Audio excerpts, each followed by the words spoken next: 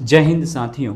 जैसा कि आप सभी जानते हैं कि हाल ही के लोकसभा चुनाव में तत्कालीन नरेंद्र मोदी सरकार के खिलाफ विपक्ष ने बहुत सारे मुद्दे उठाए थे, जिनमें से सबसे अहम मुद्दा था बेरोजगारी का। और बात बिल्कुल सही भी है। हमारे देश में ऐसे करोड़ों युवा हैं जिनके पास कार्य करने का हुनर है, वे शिक्षित हैं, मगर उनके पास एक ऐसे मंच का अभाव है जहां पर वे अपने हुनर का रूपांतरण कर सकें धन या अर्थ अर्जित करने में। Actually they lack a platform where they can showcase their skills, और शायद इसी का नाम बेरोजगारी है।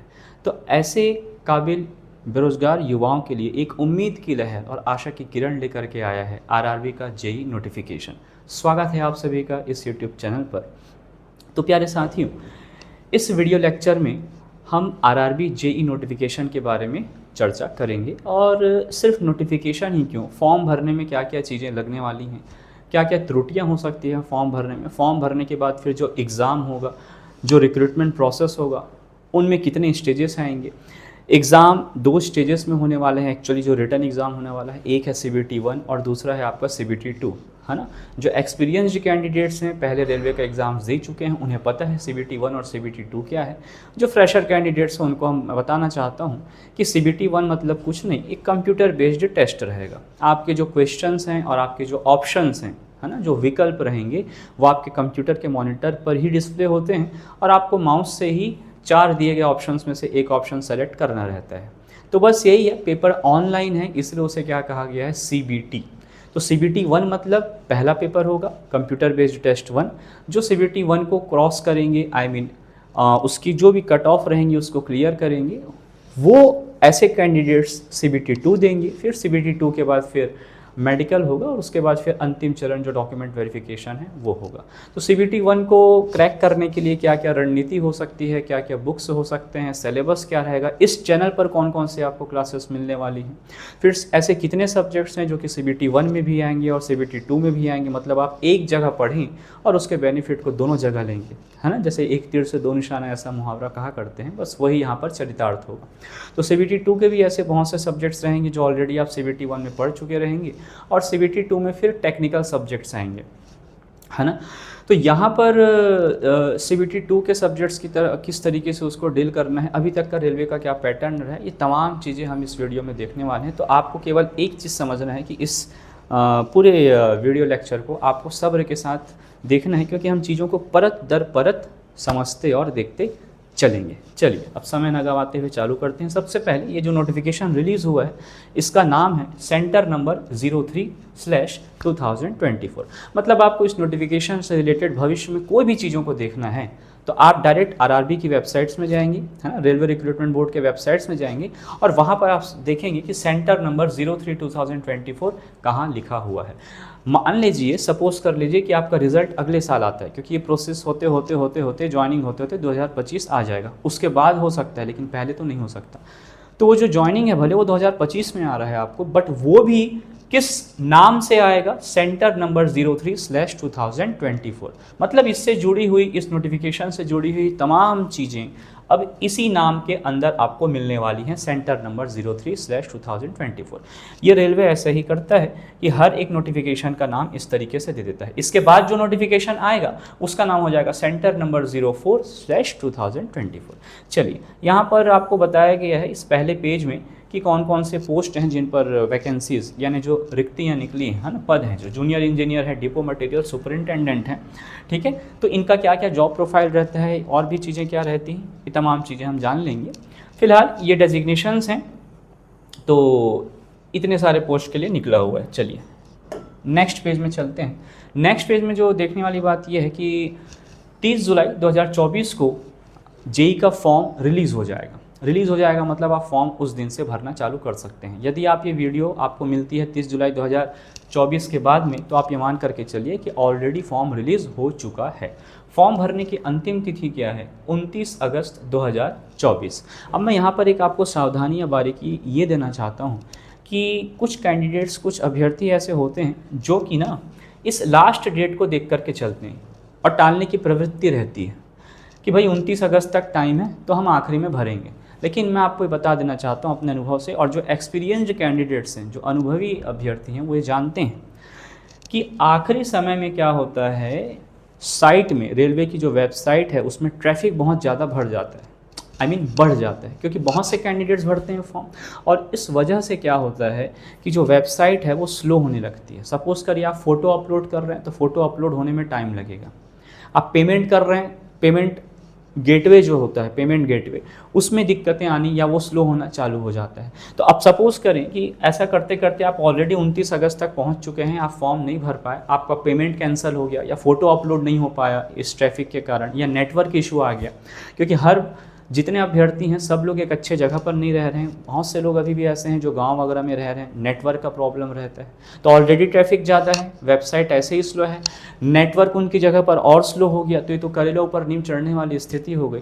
तो पता चला कि आपका फॉर्म सबमिट हो ही नहीं पाया इन सब के कारण। इसलिए आप लोग से आग्रह है मेरा, जो भी इस वीडियो को सुन रहे हैं वो एक चीज़ को समझ जाएँ कि आप फॉर्म भरने में देरी ना करें। जब काम करना ही है तो काल करे सो आज कर, आज करे सो अब, जल्दी से जल्दी कर लीजिए। अगर आपको ये वीडियो 30 जुलाई के बाद देख रहे हैं, अगर आप ये वीडियो, तो वीडियो देखने के बाद ही फॉर्म भरने का कार्यक्रम चालू कर दीजिए, ठीक है, क्योंकि बहुत सारी चीज़ें उसमें रहती हैं। अगर आप फ्रेशर हैं, पहली बार रेलवे का फॉर्म भर रहे हैं, तो बहुत सारी चीज़ों का आपको फ़ोटो अपलोड करना है, प्रॉपर साइज में आपका सिग्नेचर अपलोड होगा, इन चीज़ों की भी तैयारी करनी पड़ती है। इसलिए फॉर्म भरने में लेट ना करें, अगस्त के आखिरी सप्ताह तक ना खींचें। उसके बाद क्या है कि 29 अगस्त तक आपने फॉर्म भर दिया। अब होता क्या है कि फॉर्म भरने के टाइम सपोज़ करिए कि आपसे कुछ गलती हो गई, वैसे तो आप बाकायदा फॉर्म को बार बार चेक करेंगे, फाइनलाइज करेंगे, बट फिर भी कोई त्रुटि हो जाती है, कोई करेक्शन करना होता है, आपको लगता है कि भाई ये तो गलत भर दिया मैंने, है ना। तो यहाँ पर देखिए रेलवे आपको फिर से एक बार मौका देता है, जो आरआरबी है, कि आप अपनी गलती को सुधार सकें, करेक्शन कर सकें। और 29 अगस्त तक फॉर्म भरने का लास्ट डेट है, और 30 अगस्त से लेकर के 8 सितंबर, मतलब लगभग 9 दिन आपको मिल रहे हैं करेक्शन के लिए। मतलब ऐसे जो भी करेक्शन है फॉर्म में, जो आपको लगता है कि हमने गलत भर दिया है, तो आप उन त्रुटियों को, गलतियों को सुधार सकते हैं। उसका भी डेट है 30 अगस्त से लेकर के 8 सितंबर तक। फिर से मैं वही चीज़ कहना चाहूँगा, 8 सितंबर तक है, तो गलती सुधारने के लिए बिल्कुल आप 8 सितंबर को ना देखें, अपना कार्यक्रम आप चालू कर दें 30 अगस्त से ही या 1 सितंबर से, है ना, ठीक है, जो भी। लेकिन ना यहाँ पर एक चीज़ आप ध्यान देंगे बच्चों, 3 चीज़ें ऐसी हैं जिनका करेक्शन नहीं हो सकता, ठीक है। कौन कौन सी 3 चीज़ें हैं जिनका करेक्शन नहीं हो सकता है, वो चलिए मैं आपको बता देता हूँ ना। ऐसी कौन सी 3 चीज़ें जिनका करेक्शन नहीं हो सकता, करेक्शन नहीं हो सकता। तो पहला चीज़ है जो जिसका करेक्शन नहीं हो सकता है, वो है आपका मोबाइल नंबर। बहुत ध्यान से देखेंगे। दूसरा है ईमेल आईडी, और तीसरा आरआरबी जोन। अब देखिए यहाँ पर जो करेक्शन आप कर रहे हैं ना 30 अगस्त से लेकर के 8 सितंबर के बीच में, लेकिन उसमें 3 चीज़ों का करेक्शन आप नहीं कर सकते। कौन कौन सा 3 चीज़ है? एक है आपका मोबाइल नंबर, दूसरा है आपका ईमेल आईडी, और तीसरा है आरआरबी जोन। क्योंकि जब कभी भी आप फॉर्म भरने जाएंगे तो आपको जोन बताना पड़ेगा कि आप किस जोन से भरने वाले हैं फॉर्म, है ना। 21 जोन है यहाँ पर, तो 21 जोन में से आप किस जोन के लिए भरने वाले हैं वो आपको बताना पड़ेगा। और यहीं पर मैं आपको एक चीज़ और बता देता हूँ जो कि बेहद इंपॉर्टेंट है, कि रेलवे आपको जब कभी भी कम्युनिकेट करेगा, है ना, या रेलवे और आपके बीच में कोई भी कम्युनिकेशन होगा, वो सारे कम्युनिकेशन इन्हीं दोनों से माध्यम से होंगे, या तो मोबाइल नंबर या तो ईमेल आईडी। जैसे कि सपोज करिए हमारा एडमिट कार्ड आता है, तो रेलवे क्या करेगा, एडमिट कार्ड का जो भी मैसेज है वो हमको SMS के माध्यम से मिल जाएगा, और जो एडमिट कार्ड का PDF रहेगा वो आपको कहाँ पर दे दिया जाएगा, ईमेल आईडी में दे दिया जाएगा। तो और ये चीज़ आप कब भरते हैं ये भी मैं बता देता हूँ। Mobile number, email ID, RRB zone, ये चीज़ आप भरते हैं जब आप रेलवे में क्या करेंगे, आरआरबी में अकाउंट बनाएंगे। तो क्रिएट एन अकाउंट, आप आरआरबी जोन में जब कभी भी अकाउंट बनाएंगे तो इन 3 चीज़ों की आपको आवश्यकता पड़ने वाली है। तो अकाउंट बनाने के समय पर आप ये 3 चीज़ों का जो भी वहाँ मोबाइल नंबर, ईमेल आईडी और आरआरबी जोन भरेंगे, इनको आप फिर किसी भी स्टेज में नहीं सुधार सकते। इस चीज़ का ध्यान रखिए। इसलिए जब कभी भी आप रेलवे में अकाउंट बनाएंगे, किसी भी जोन में बनाइए, तो वो आपका जोन फिक्स हो जाएगा। अब वो आप कभी नहीं बदल सकते। अकाउंट बनाने के समय आपने जो मोबाइल नंबर और ईमेल आईडी दिया है वो फिक्स हो जाएगा, वो आप कभी नहीं बदल सकते। इसीलिए प्लीज़ बहुत ध्यान से अकाउंट बनाने के टाइम, जो भी फ्रेशर जो इस वीडियो को देख रहे हैं, जो पहली बार रेलवे का एग्ज़ाम दे रहे हैं या जिनको आइडिया नहीं है वो समझ जाएं, अकाउंट बनाने के टाइम ये जो 3 डिटेल्स आप देने वाले हैं ये चेंज नहीं हो सकते, इनको आप बाद में चेंज नहीं कर सकते। इसलिए इन तीनों को बड़े जिम्मेदारी और ध्यान से भरिए कि कहीं गलत तो नहीं हो गया है। और इन दोनों के माध्यम से ही रेलवे आपसे क्या करेगा, कम्युनिकेट करेगा, और कोई माध्यम नहीं है ना। कोई भी सूचना इन्फॉर्मेशन रेलवे को आपको देना है तो या तो वो आपको SMS करेगा या तो वो ईमेल करेगा। तो इस चीज़ का ध्यान रखेंगे। हाँ, इन तीनों चीज़ को छोड़ करके जो भी आप फॉर्म में फिर दूसरी चीज़ें भरेंगे, पोस्ट को लेकर के अगर आपने कुछ भर दिया है ना, ऊपर नीचे हो गया या कुछ ऐसा चीज़ें जो आपको चेंज कर रहे हैं, वो चीज़ें आप बदल सकते हैं। और वो बदल सकते हैं कब से कब तक, 30 अगस्त से लेकर के 8 सितंबर तक। चलिए आगे आते हैं। आगे समझने वाला बात यह है कि 2 तरीके का यहाँ पर आप देखेंगे पोस्टिंग निकला हुआ है। एक है आपका जिसे हम कहते हैं लेवल 7 और दूसरा क्या है आपका लेवल 6। तो ये ठहरा लेवल 7। लेवल 7 का आप वो देखिए क्या बोलते हैं, जो इनिशियल पे है वो कितना है 44,900। ठीक है, तो बढ़ते बढ़ते लगभग इसका जो रेंज हो जाता है 45,000 से 1.5 लाख तक का पेमेंट बनता है। ये मंथली सैलरी है ना, मासिक जो वेतन कहते हैं वो है ये। ठीक है, एज की अगर हम बात करें तो एज कैसा है आपका 18 से लेकर के 36 साल तक, 18 to 36 ईयर्स। और ये जो लेवल 7 के जो पोस्ट निकले हैं ये केवल कितने हैं आपके, 17 पोस्ट हैं। और ये केवल भर सकते हैं कौन से वाले, RRB गोरखपुर। केवल कौन सा भर सकते हैं इसमें, RRB गोरखपुर वाले भर सकते हैं, है ना। बाकी 21 जोन में से केवल एक जोन में ये 17 पोस्ट निकला हुआ है। ठीक है, और लेवल 7 के अगर हम बात करें तो ये जो 17 पोस्ट हैं जो लेवल 7 के, वो केवल RRB गोरखपुर में है। ठीक, 17 को छोड़ के बचे फिर जितने पोस्ट हैं टोटल, दैट इज 7,934 पोस्ट।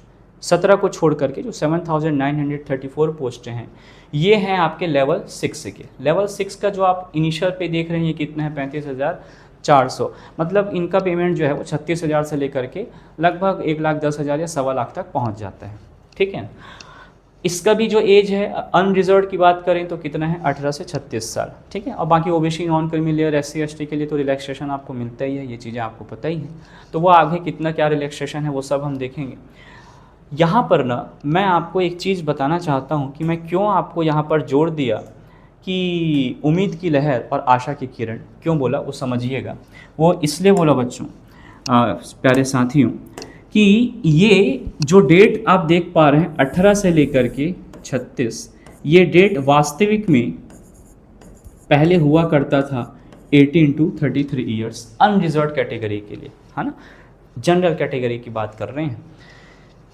तो माना अभी तक पुराना जितना भी रिकॉर्ड रहा है रेलवे का, है ना, और जब कभी भी वो नोटिफिकेशन रिलीज करता था तो एज ग्रुप कौन से वाले एलिजिबल रहते थे एग्ज़ाम देने के लिए, 18 to 33 ईयर्स।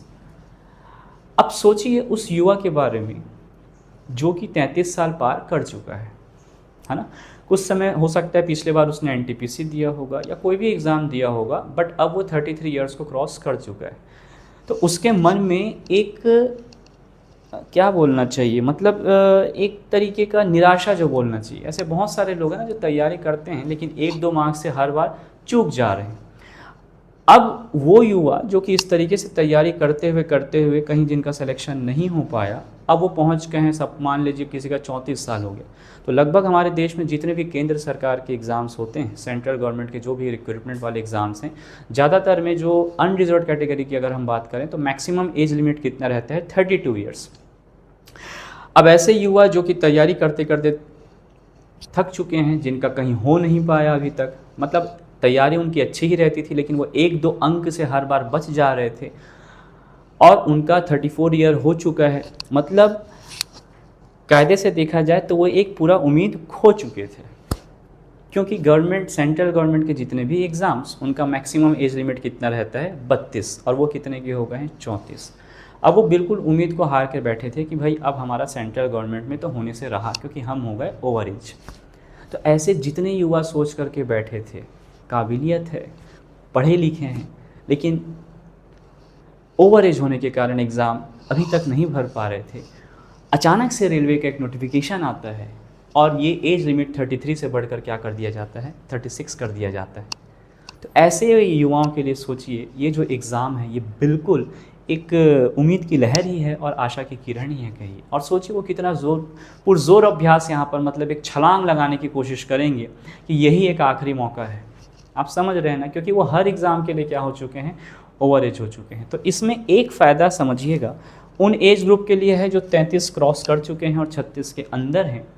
लेकिन अब चूंकि ये एज ग्रुप वाले 33 से लेकर के 36 वाले इस एग्ज़ाम में आ रहे हैं, ये कैसे लोग हैं, ये पढ़े, ये ऑलरेडी एक्सपीरियंस्ड हैं, है ना, ये ऑलरेडी ऐसे हैं जो कि पहले भी बहुत सारे रेलवे के एग्ज़ाम्स दे चुके हैं, बैंक के एग्ज़ाम दे चुके हैं, इनका स्तर बहुत ही अच्छा है।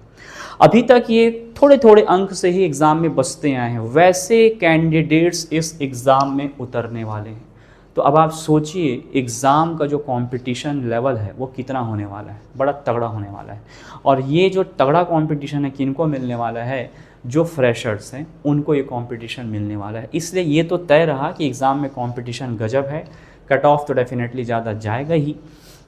खैर कट ऑफ और बाकी चीज़ों पर भी डिपेंड करते हैं, हम देखेंगे। तो इसलिए मैंने शुरू में कहा था कि ये जो एग्ज़ाम है आरआरबी जेईई का, आशा की किरण और उम्मीद की लहर है, खास करके उन युवाओं के लिए जिनका एज 33 से ज़्यादा हो गया है ना, लेकिन 36 से कम है।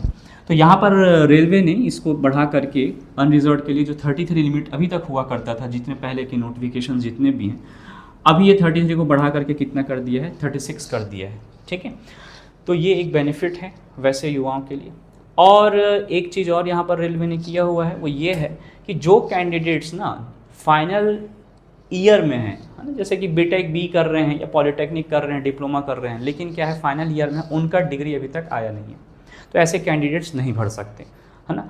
रेलवे ने यहाँ पर स्पष्ट लिख दिया है कि भाई जिस दिन को आप फॉर्म भर रहे हैं उस दिन को आपके पास सारी डिग्रियाँ होनी चाहिए, दैट्स ऑल। अगर आपके पास नहीं है तो आप फॉर्म नहीं भर सकते, है ना। कोई ऐसा सोचेगा कि मैं अभी फाइनल ईयर में हूँ, जब तक रेलवे का डॉक्यूमेंट वेरिफिकेशन का स्टेज होगा तब तक तो मेरे पास डिग्री आ जाएगी, तो आप ऐसा सोच रहे हैं, लेकिन रेलवे ने स्पष्ट लिख दिया कि अगर आप फाइनल ईयर में हैं तो आप नहीं भर सकते। और किसी भी साथियों, किसी भी स्टेजेस में होशियारी या चालाकी करने का कोशिश ना करें, है ना। पारदर्शिता पूरा बनाए रखें, है ना, हर ट्रांसपेरेंसी मेंटेन रखिए, क्योंकि किसी भी स्टेज पर रेलवे को अगर पता चलता है कि आपने कोई इन्फॉर्मेशन उनको मिस इन्फॉर्मेशन दिया है या कुछ चीज़ छिपाने की कोशिश की है या गलत बताने की कोशिश की है, तो आपके एप्लीकेशन को वो तुरंत रिजेक्ट कर देगा। उसका भी ईमेल आ जाएगा आपको कि आपका एप्लीकेशन रिजेक्ट हो चुका है।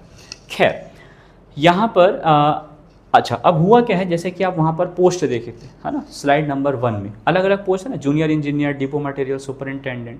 तो क्या किया है कि हर पोस्ट को रेलवे ने क्या किया है भाई कि इस एग्ज़ाम ग्रुप वाले भर सकते हैं।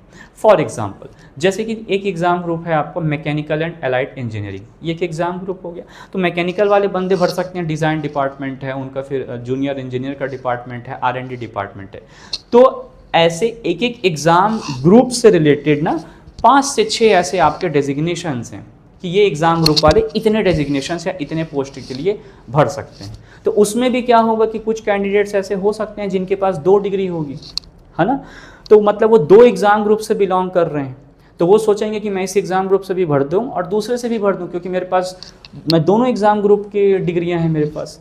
तो रेलवे ने स्पष्ट कर दिया है कि आप भाई एक एग्ज़ाम ग्रुप से ही भरेंगे। ये बोल्ड लेटर है, पेज नंबर कौन सा है, ये 1 है, इसको आप पढ़ेंगे तो क्लियर हो जाएगा। इस बोल्ड लेटर वाले जो चीज़ में आपको दिख रहा है ना, इस पैरा में यहाँ पर स्पष्ट लिख दिया गया है कि एक कैंडिडेट केवल एक एग्ज़ाम ग्रुप से ही चीज़ों को भर सकता है ना, 2 एग्ज़ाम ग्रुप से नहीं भर सकते, पहला चीज़। दूसरा चीज़, एक चीज़ मैं यहाँ पर आपको और ऐड कर देता हूँ, वो ये है कि एक कैंडिडेट केवल एक ही आरआरबी से भरेगा, है ना। 21 आरआरबी जोन है, 21 में से आप केवल एक आरआरबी जोन से ही अपना फॉर्म भर सकते हैं। अगर आपने कोई भी चालाकी की 2 से अगर आप भर दिए, अलग अलग आईडी वगैरह बना के, कुछ भी करके, बहुत सारे तरीके तो रहते ही हैं गलत चीज़ करने की, लेकिन किसी भी स्टेज में पता चल गया रेलवे को कि आपने ऐसा किया था, तो वो आपके दोनों एप्लीकेशन को रिजेक्ट कर देगा। ऐसा नहीं कि ये बाद में जो भरा उसको कर देगा, पहले वाले को ले लेगा ना। रेलवे बड़ा स्ट्रिक्ट है, चूँकि उसने पहले ही बोल दिया था फिर भी आपने किया, है ना, मतलब आपने इंटेंशन आपका ठीक नहीं था, नीयत ठीक नहीं थी आपकी, तो आपके वो दोनों एप्लीकेशन को परमानेंट रिजेक्ट कर देगा और उसका भी ईमेल आपको आ जाएगा। इसलिए ध्यान से रखें, पहला चीज़। और एक चीज़ मैं यहाँ पर ये ऐड करना चाहता हूँ कि देखिए अभी जागरूकता तो बहुत हो चुका है ना, ऑनलाइन इतनी सारी चीज़ें हो चुकी हैं, बहुत जागरूकता हो चुका है, अवेयरनेस बिल्कुल अपने चरम पर है। मगर फिर भी क्या होता है प्यारे साथियों कि अभी भी बहुत सी जगह ऐसे हैं, जैसे नॉर्थ ईस्टर्न स्टेट्स हो गए हमारे, है ना, सेंट्रल इंडिया में ही हमारे छत्तीसगढ़ में ही ऐसे बहुत से जगह हैं, बस्तर है, दंतेवाड़ा है, जहाँ पर अभी नेटवर्क तो छोड़िए, कुछ मूल सुविधाएं भी अभी नहीं पहुँच पाई हैं। अब वैसे जगह पर क्या होता है, जागरूकता की भी बहुत कमी रहती है, तो कुछ लोग, ठगी लोग, मतलब जो ठग करते हैं, लोगों को बुद्धू बनाने की कोशिश करते हैं, वो अलग अलग झांसा देते हैं, है ना, कि आप हमें पैसा दे दें, हम आपका रेलवे में जॉब लगवा देंगे, ये कर देंगे, वो कर देंगे। तो रेलवे स्पष्ट रूप से बोलता है कि ऐसे किसी भी झांसे में, धोखेधड़ी में, ऐसे फ्रॉड से बचें, किसी भी झांसे में आने की आवश्यकता नहीं है। रेलवे कभी भी आपसे ऑफलाइन कम्युनिकेट नहीं करेगा। ऑफलाइन कम्युनिकेशन मतलब ये होता है कि आपके घर पर कोई पोस्ट आ गया, क्योंकि जो ठगी लोग रहते हैं वो क्या करते हैं, आपके घर पर पोस्ट भेजवा देंगे, बाकायदा रेलवे की जैसे कि जो वेबसाइट दिख रही है ना, वैसे ही लोगो बना करके आपके बेटे का नौकरी लग गया और आपसे पैसा भी हथिया लेंगे कि आप के बेटा पैसा, माना हमको पैसा आपने दिया था, हमने आपके बेटे को नौकरी में रेलवे में लगा दिया है और ये पैसा आपको और देना है। तो अब पता चला आप वो सोच रहे हैं कि आपको ज्वाइनिंग लेटर आ गया है, तो रेलवे स्पष्ट लिख दिया है, कभी भी रेलवे आपसे कम्युनिकेट किसी भी पोस्ट के माध्यम से नहीं करेगा। हमेशा रेलवे आपसे केवल 2 ही तरीके से कम्युनिकेट करेगा, संवाद करेगा। पहला है मोबाइल नंबर और दूसरा है आपका ईमेल आईडी। इसलिए ईमेल आईडी का भी पासवर्ड बिल्कुल संभाल के आप अपने पास ही रखें, किसी से शेयर ना करें, ठीक है, और किसी भी ऐसे फ्रॉड में ना फंसें। कभी भी रेलवे ऑफलाइन पेपर के फॉर्म में कोई कम्युनिकेशन आपसे नहीं करने वाला। तो अगर मेरा ये जो वीडियो है उन तक पहुंचता है जो ऐसी जगह पर हैं जहां पर जागरूकता नहीं है, तो इस चीज़ का ध्यान रखें, ऐसे झांसे में ना आएं। ईमानदारी से मेहनत करते चलें, जॉब मिलना होगा तो मिलेगा, नहीं मिलना होगा तो नहीं मिलेगा। बट एक चीज़ हमेशा याद रखें कि मेहनत को अगर आप आदत बना लेंगे तो सफलता आपकी मुकद्दर बन जाएगी। चलिए आगे बढ़ते हैं, अगले स्लाइड में जाते हैं। अगले स्लाइड में आपको क्या दिया हुआ है कि जो मैंने अभी तक जो भी चीज़ बताई उन्हीं को अगले स्लाइड में दिया गया है। जैसे कि अगर किसी भी स्टेज पर रेलवे पाता है कि आपके द्वारा दिया गया इन्फॉर्मेशन क्या है, फॉल्स है, इनकरेक्ट है, यानी और आपने किसी इन्फॉर्मेशन को दबाने की कोशिश की है, छुपाने की कोशिश की है, और या कि आप किसी क्राइटेरिया को फुलफ़िल नहीं कर रहे हैं लेकिन फिर भी आपने फॉर्म को भर दिया, जैसे मैं फाइनल ईयर वाला एग्जांपल था, है ना, कोई बंदा फाइनल ईयर में है लेकिन फिर भी भर दिया, तो ऐसे सारे को रेलवे क्या करेगा, रिजेक्ट कर देगा एप्लीकेशन को, है ना, आप उसमें क्यों क्या कर ही नहीं सकते, ठीक है। उसके बाद जो है कि आप अगर कोई पोस्ट भरते हैं, है ना, और एक पोस्ट जो भी आपने पोस्ट भरा था, आप उस पोस्ट के लिए मेडिकली अनफिट पाए जाते हैं, तो फिर आप ये नहीं बोल सकते कि सर मैं तो इस पोस्ट में भरा था तो मैं दूसरे पोस्ट के लिए तो मेडिकली फ़िट हूँ, आप मुझे उसमें सेट कर देना। जिस पोस्ट के लिए आपने भरा है, अगर आप उस पोस्ट के लिए मेडिकली अनफिट हो जाते हैं तो बिल्कुल आप रिक्रूटमेंट प्रोसेस से बाहर हो गए, है ना, अब आपके पास कोई गुंजाइश नहीं है, ठीक है। चलिए अब यहाँ पर फिर वही सब चीज़ें हैं, है ना, फ्रॉड वगैरह आपसे आपको चीज़ों को बचना है। दूसरा चीज़ यहाँ पर बताया गया है कि 2 स्टेजेस होंगे कंप्यूटर, वो तो मैं आपको पहले ही बता दी हूँ, CBT 1 होने वाला है, CBT 2 होने वाला है, ठीक है। There will be negative marking at the rate 1/3 mark of allotted mark for every wrong answer. अब देखिए इसको भी ना, ये जो 1/3 है, जो एक्सपीरियंस्ड कैंडिडेट हैं या जिनने पहले भी कुछ ऐसे एग्ज़ाम्स दिए हैं उनको नेगेटिव मार्किंग पता होगा, लेकिन ना जो कैंडिडेट्स बिल्कुल कैसे हैं, पहली बार इस तरीके का एग्ज़ाम दे रहे हैं, तो उनको मैं नेगेटिव मार्किंग थोड़ा सा समझा देता हूँ कि नेगेटिव मार्किंग का चक्कर क्या रहता है ना, किस तरीके से ये चीज़ें काम करती हैं, समझिएगा।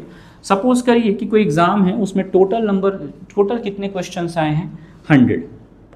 तो अच्छे से नेगेटिव मार्किंग को समझ लेते हैं कि total number of questions,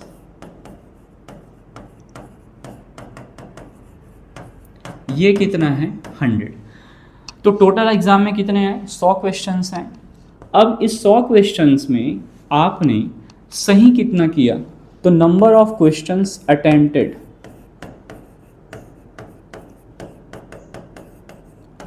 number of questions attempted, और अटेम्प्ट किया और ये पता चला कि भाई आपने जो भी उसको अटेम्प्ट किया है वो आपने सही अटेम्प्ट किया है।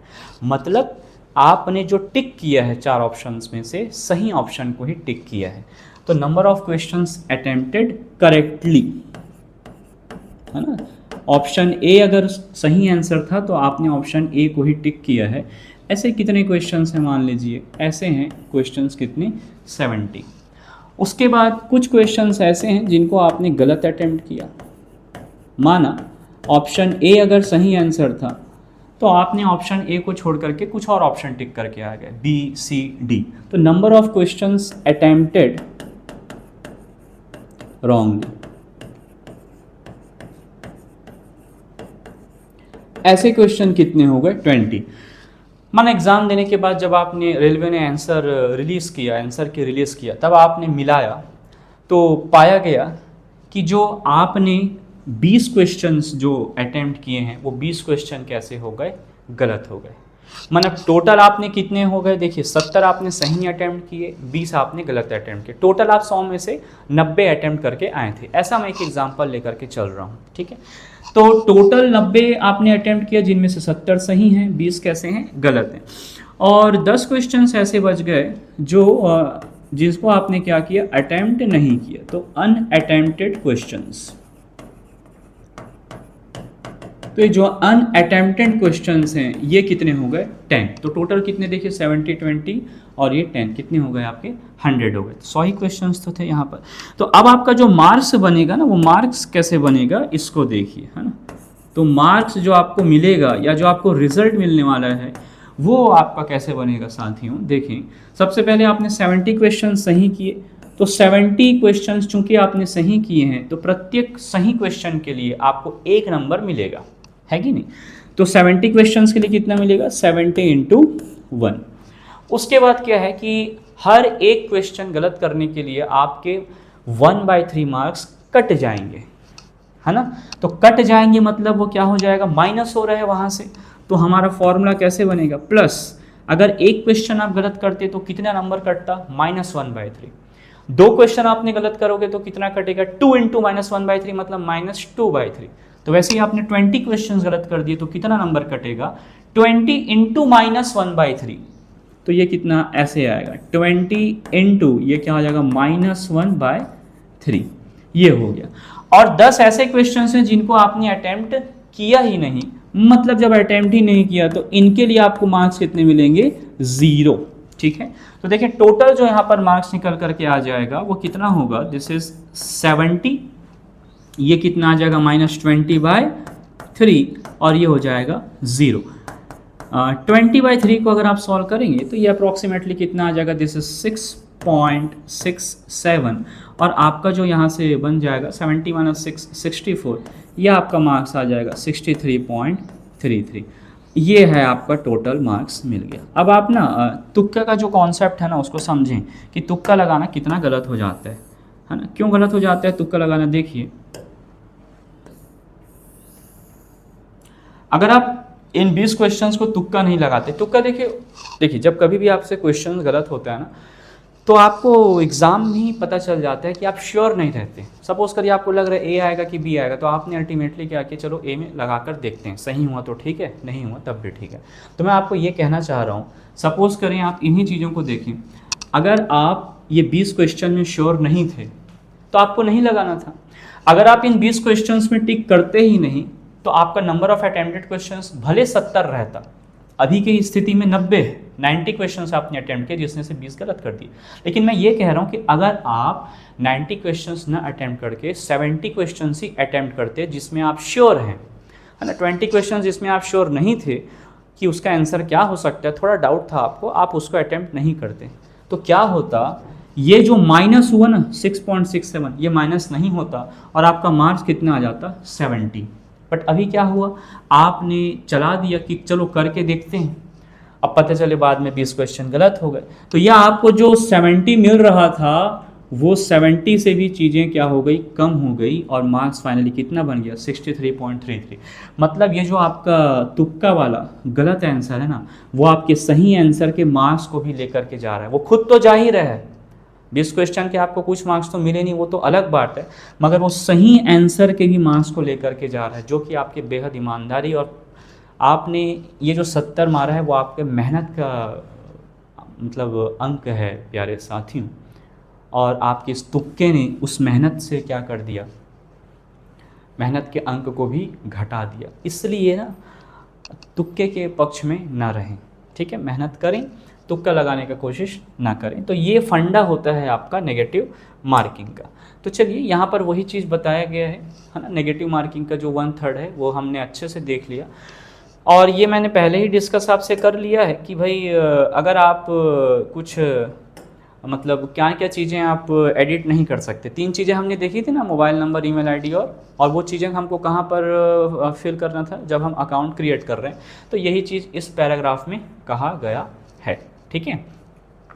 और वही बात है कि भाई आपको जब कभी भी आप कुछ मॉडिफिकेशन करते हैं जो कि 30 अगस्त से लेकर के 8 सितंबर तक चलेगा, कुछ करेक्शन करते हैं, त्रुटि सुधार करते हैं, तो आपको उसमें कुछ फीस लगेगा, है ना, कुछ फ़ाइन लगेगा, वो आप आगे देख सकते हैं। बैंड आइटम्स, तो मैं आप लोगों को यहाँ पर फिर से एक चीज़ बता देता हूँ कि यहाँ पर भी जो कैंडिडेट्स या जो भी सुन रहे हैं, जो ऑलरेडी पहले रेलवे के एग्ज़ाम्स दे चुके हैं, उन्हें पता रहते हैं कि हालात क्या है रेलवे एग्ज़ाम वाले दिन। बट जो फ्रेशर हैं, है ना, जो दिए नहीं हैं, उनके बारे में मैं कुछ कहना चाहता हूँ। तो ये है कि आप जैसे कि आरआरबी सेंटर जाओगे, है ना, तो जनरली होता क्या है कि हम अकेले जाते हैं। अगर आपके घर के पास, देखिए रेलवे का एक तरीके का रिकॉर्ड तो ये रहा ही है कि आप जैसे जिस जोन जहाँ पर आपका घर है ना, आप उस जोन से भर देते हैं। सपोज किसी का घर बिलासपुर में, ठीक है, या किसी का घर छत्तीसगढ़ में, तो आरआरबी बिलासपुर जोन से भरेगा। तो एग्ज़ाम फॉर्म भरने के समय में क्या होता है, रेलवे जो है आपका नियरेस्ट सेंटर जो आप चाहते हैं वो सिटी पूछता है आपसे। तो 2-3 ऑप्शंस आपको भरने रहते हैं। तो CBT 1 जो है वो आपको आसपास के इलाकों में कहीं मिल जाता है ना, आपके घर से कुछ दूरी पर ही CBT 1 का आपको सेंटर मिल जाएगा। लेकिन होता क्या है कि आप अकेले चले गए और CBT 1 बाइक से गए, जिससे भी गए, जैसे भी गए, मोबाइल, रुमाल, बाकायदा सब पेन, है ना, घड़ी वगैरह सब पहन करके आप चले गए। अब पता नहीं था कि आपको होने क्या वाला है। तो आप जैसे ही वहाँ पर जाओगे सेंटर में, वहाँ पर जो भी स्टाफ रहेगा वो आपसे कहेगा कि आप अपने घड़ी, चाबी, मोबाइल सब आपको टेबल पर रखना है। आप ये नहीं सोच सकते कि हमको कोई लॉकर दे देता या हमको कोई जगह दे देता जहाँ पर हम रख सकते हैं। इवन कई सेंटर्स में ऐसे होता है कि सेंटर के माना जो बिल्डिंग है जहाँ पर आपको एग्ज़ाम देना है, उस बिल्डिंग के बाहर ही सारी चीज़ें निकलवा ली जाती हैं, है ना, बिल्डिंग के अंदर ही आपको इन चीज़ों के साथ घुसने नहीं मिलेगा। अब आप सोचिए कि टेबल पर इवन आपका जो रुमाल होता है ना, हैंडकरचीफ, हाँ, उसको भी निकाल लिया जाता है। तो आपकी गाड़ी की चाबी वैसी रहेगी, आपका घड़ी वैसी रहेगा, आपका मोबाइल वैसी रहने वाला है, तो सब चीज़ें ऐसी खुले रहेंगी और सिर्फ आपकी नहीं, जितने कैंडिडेट्स हैं उन सब की रहेंगी। और वहाँ पर रेलवे वाला भी लिख देगा कि रेलवे आपके सामान की जिम्मेदारी नहीं लेता। कॉलेज वाला अपना लिख करके टांग देगा कि कॉलेज यानी ये संस्था आपके सामान की जिम्मेदारी नहीं लेती। तो सामान की जिम्मेदारी ले कौन रहा है? कोई नहीं ले रहा है, हमको लेना है अपनी सामान की जिम्मेदारी। कोशिश ये करें कि ये कम से कम चीज़ें लेकर के जाएँ, और किसी के साथ अगर जाते बनते हैं तो ये आपके लिए बेहद अच्छी बात है। आप ये सब चीज़ रख के ही ना चलें, बिल्कुल हल्के रहें, एक पैंट, एक शर्ट, पेन, दैट्स ऑल, बात खत्म। पेन भी निकलवा लेता है वहाँ, पेन पेपर भी मिलता है, सब मिलता है वहाँ, ठीक है, तो कोई इसमें इशू नहीं है। तो मैं ये आपको बता रहा था, रुमाल तक बच्चों साथियों आपसे वहाँ पर निकाल लिया जाता है, ठीक है, टेबल में ऐसे ही पड़े रहेगा।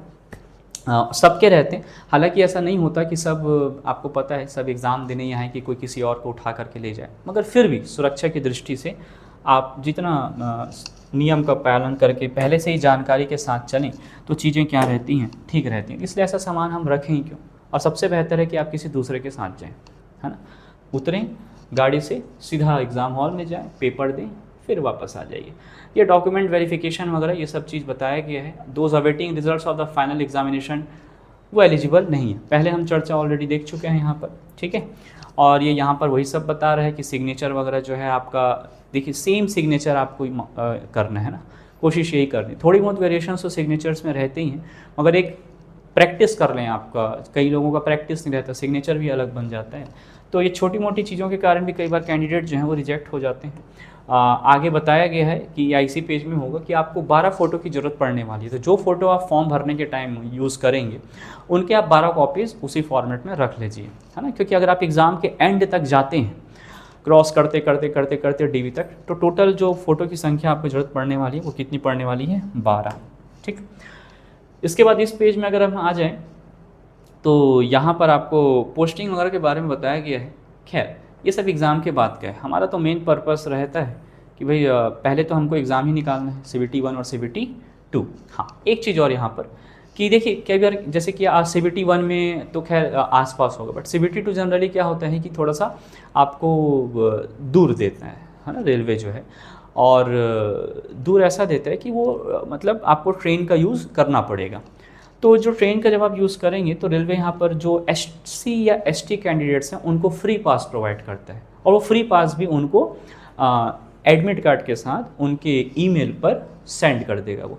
तो फ्री पास ऐसे कैंडिडेट्स जो SC ST कैंडिडेट्स हैं वो फ्री पास, उनको फ्री पास मिलता है यात्रा के लिए स्लीपर क्लास का। बट वही है कि आप जब फ्री पास लेकर के चल रहे हैं तो आपको अपना सर्टिफिकेट, SC ST सर्टिफिकेट, अपना ID ये सब लेकर के चलना है। तो कॉमन सेंस वाली बात है ना, रेलवे का आप सफ़र कर रहे हैं तो आपको ये तो करना ही है। ठीक है, ये मेडिकल जो आपके कुछ विज़न के स्टैंडर्ड्स हैं यहाँ पर, जो कि यहाँ पर दिखाया गया है, नियर विज़न, डिस्टेंट विज़न। तो ये जो देखिए इनमें से कई सारे जो चीज़ें ऐसी हैं जो कि सुधर नहीं सकती हैं, मतलब आपको है ना, बट कुछ चीज़ें ऐसी रहती हैं जो कि सुधारा जा सकता है। 2 से 3 महीना अगर आप ट्रीटमेंट लें तो कुछ चीज़ें सुधर सकती हैं। तो अगर आपको लगता है इन आपको मतलब विज़न वगैरह में अगर आपको लगता है कि कुछ दिक्कत है तो आई स्पेशलिस्ट से मिल लें, इन क्राइटेरिया को दिखा दें, और अगर ट्रीटमेंट पॉसिबल है तो करवा लीजिए। क्योंकि छोटे मोटे चीज़ों के कारण अगर आप अंत में मेडिकल में कैंसल हो जाते हैं, रिजेक्ट हो जाते हैं, तो अच्छा नहीं लगेगा।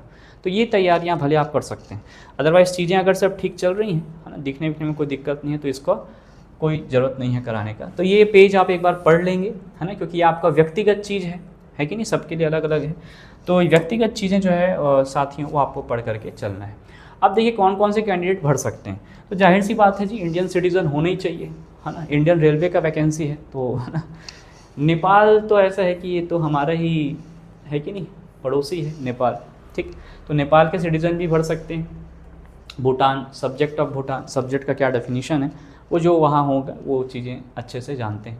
तिब्बतन जो रिफ्यूजी हैं वो भर सकते हैं, अगर कोई तिब्बतन रिफ्यूजी देख रहा है तो। और ऐसे पर्सन जो कि कहाँ से हैं, Pakistan, Burma, Sri Lanka, east African countries, और ये सारी चीज़ें देख दी गई हैं, जो कि इस इंटेंशन से आए हैं कि इंडिया में अब परमानेंट सेटल होना है। लेकिन उसमें कंडीशन क्या है, वो पर्सन कैसा होना चाहिए कि पर्सन ऑफ इंडियन ओरिजिन। अब देखिए 99% जो कि ये वीडियो देख रहे हैं, या 99% जो फॉर्म फिल करने वाले हैं वो सारे तो इंडियन सिटीज़न ही हैं, है ना। बचे जो थोड़े मोड़े लोग हैं, तो यहाँ पर ये ऐसे लोग जो पाकिस्तान, बर्मा, श्रीलंका इस जगह से माइग्रेट होकर के इंडिया आए हैं वो भी भर सकते हैं। लेकिन कंडीशन क्या है, वो पर्सन कैसे होना चाहिए, POI, पर्सन ऑफ, या PIO हम कहते हैं, पर्सन ऑफ इंडियन ओरिजिन। अब इसकी डेफिनेशन क्या है, तो जो ऐसे लोग हैं ना जो वहाँ से आए हैं उनको इनका डेफिनेशन अच्छे से पता है, क्योंकि वो कोई भी गवर्नमेंट का स्कीम्स का फ़ायदा लेने जाएंगे, सबसे पहले सरकारी कर्मचारी यही पूछेगा कि पर्सन ऑफ इंडियन ओरिजिन है कि नहीं है। इसलिए उसमें जो ज़्यादातर जो इस वीडियो जिन तक पहुँचेगी उनको इस वाले मामले में सोचने की ज़रूरत नहीं है। ठीक है, जो ऑलरेडी वहाँ से आए हैं पाकिस्तान, बर्मा से, उनको इसका मतलब अच्छे से पता है, क्योंकि उनको पग पग पर इन चीज़ों का डॉक्यूमेंट्स देना पड़ता है जब कभी भी वो किसी भी सरकारी योजना का फ़ायदा लेंगे। तो वो अच्छे से समझते हैं कि पर्सन ऑफ इंडियन ओरिजिन का मतलब क्या है। अगेन कोई फॉल्स अगर इन्फॉर्मेशन दे करके करता है तो रेलवे उसको रिजेक्ट कर देगा किसी भी स्टेज में।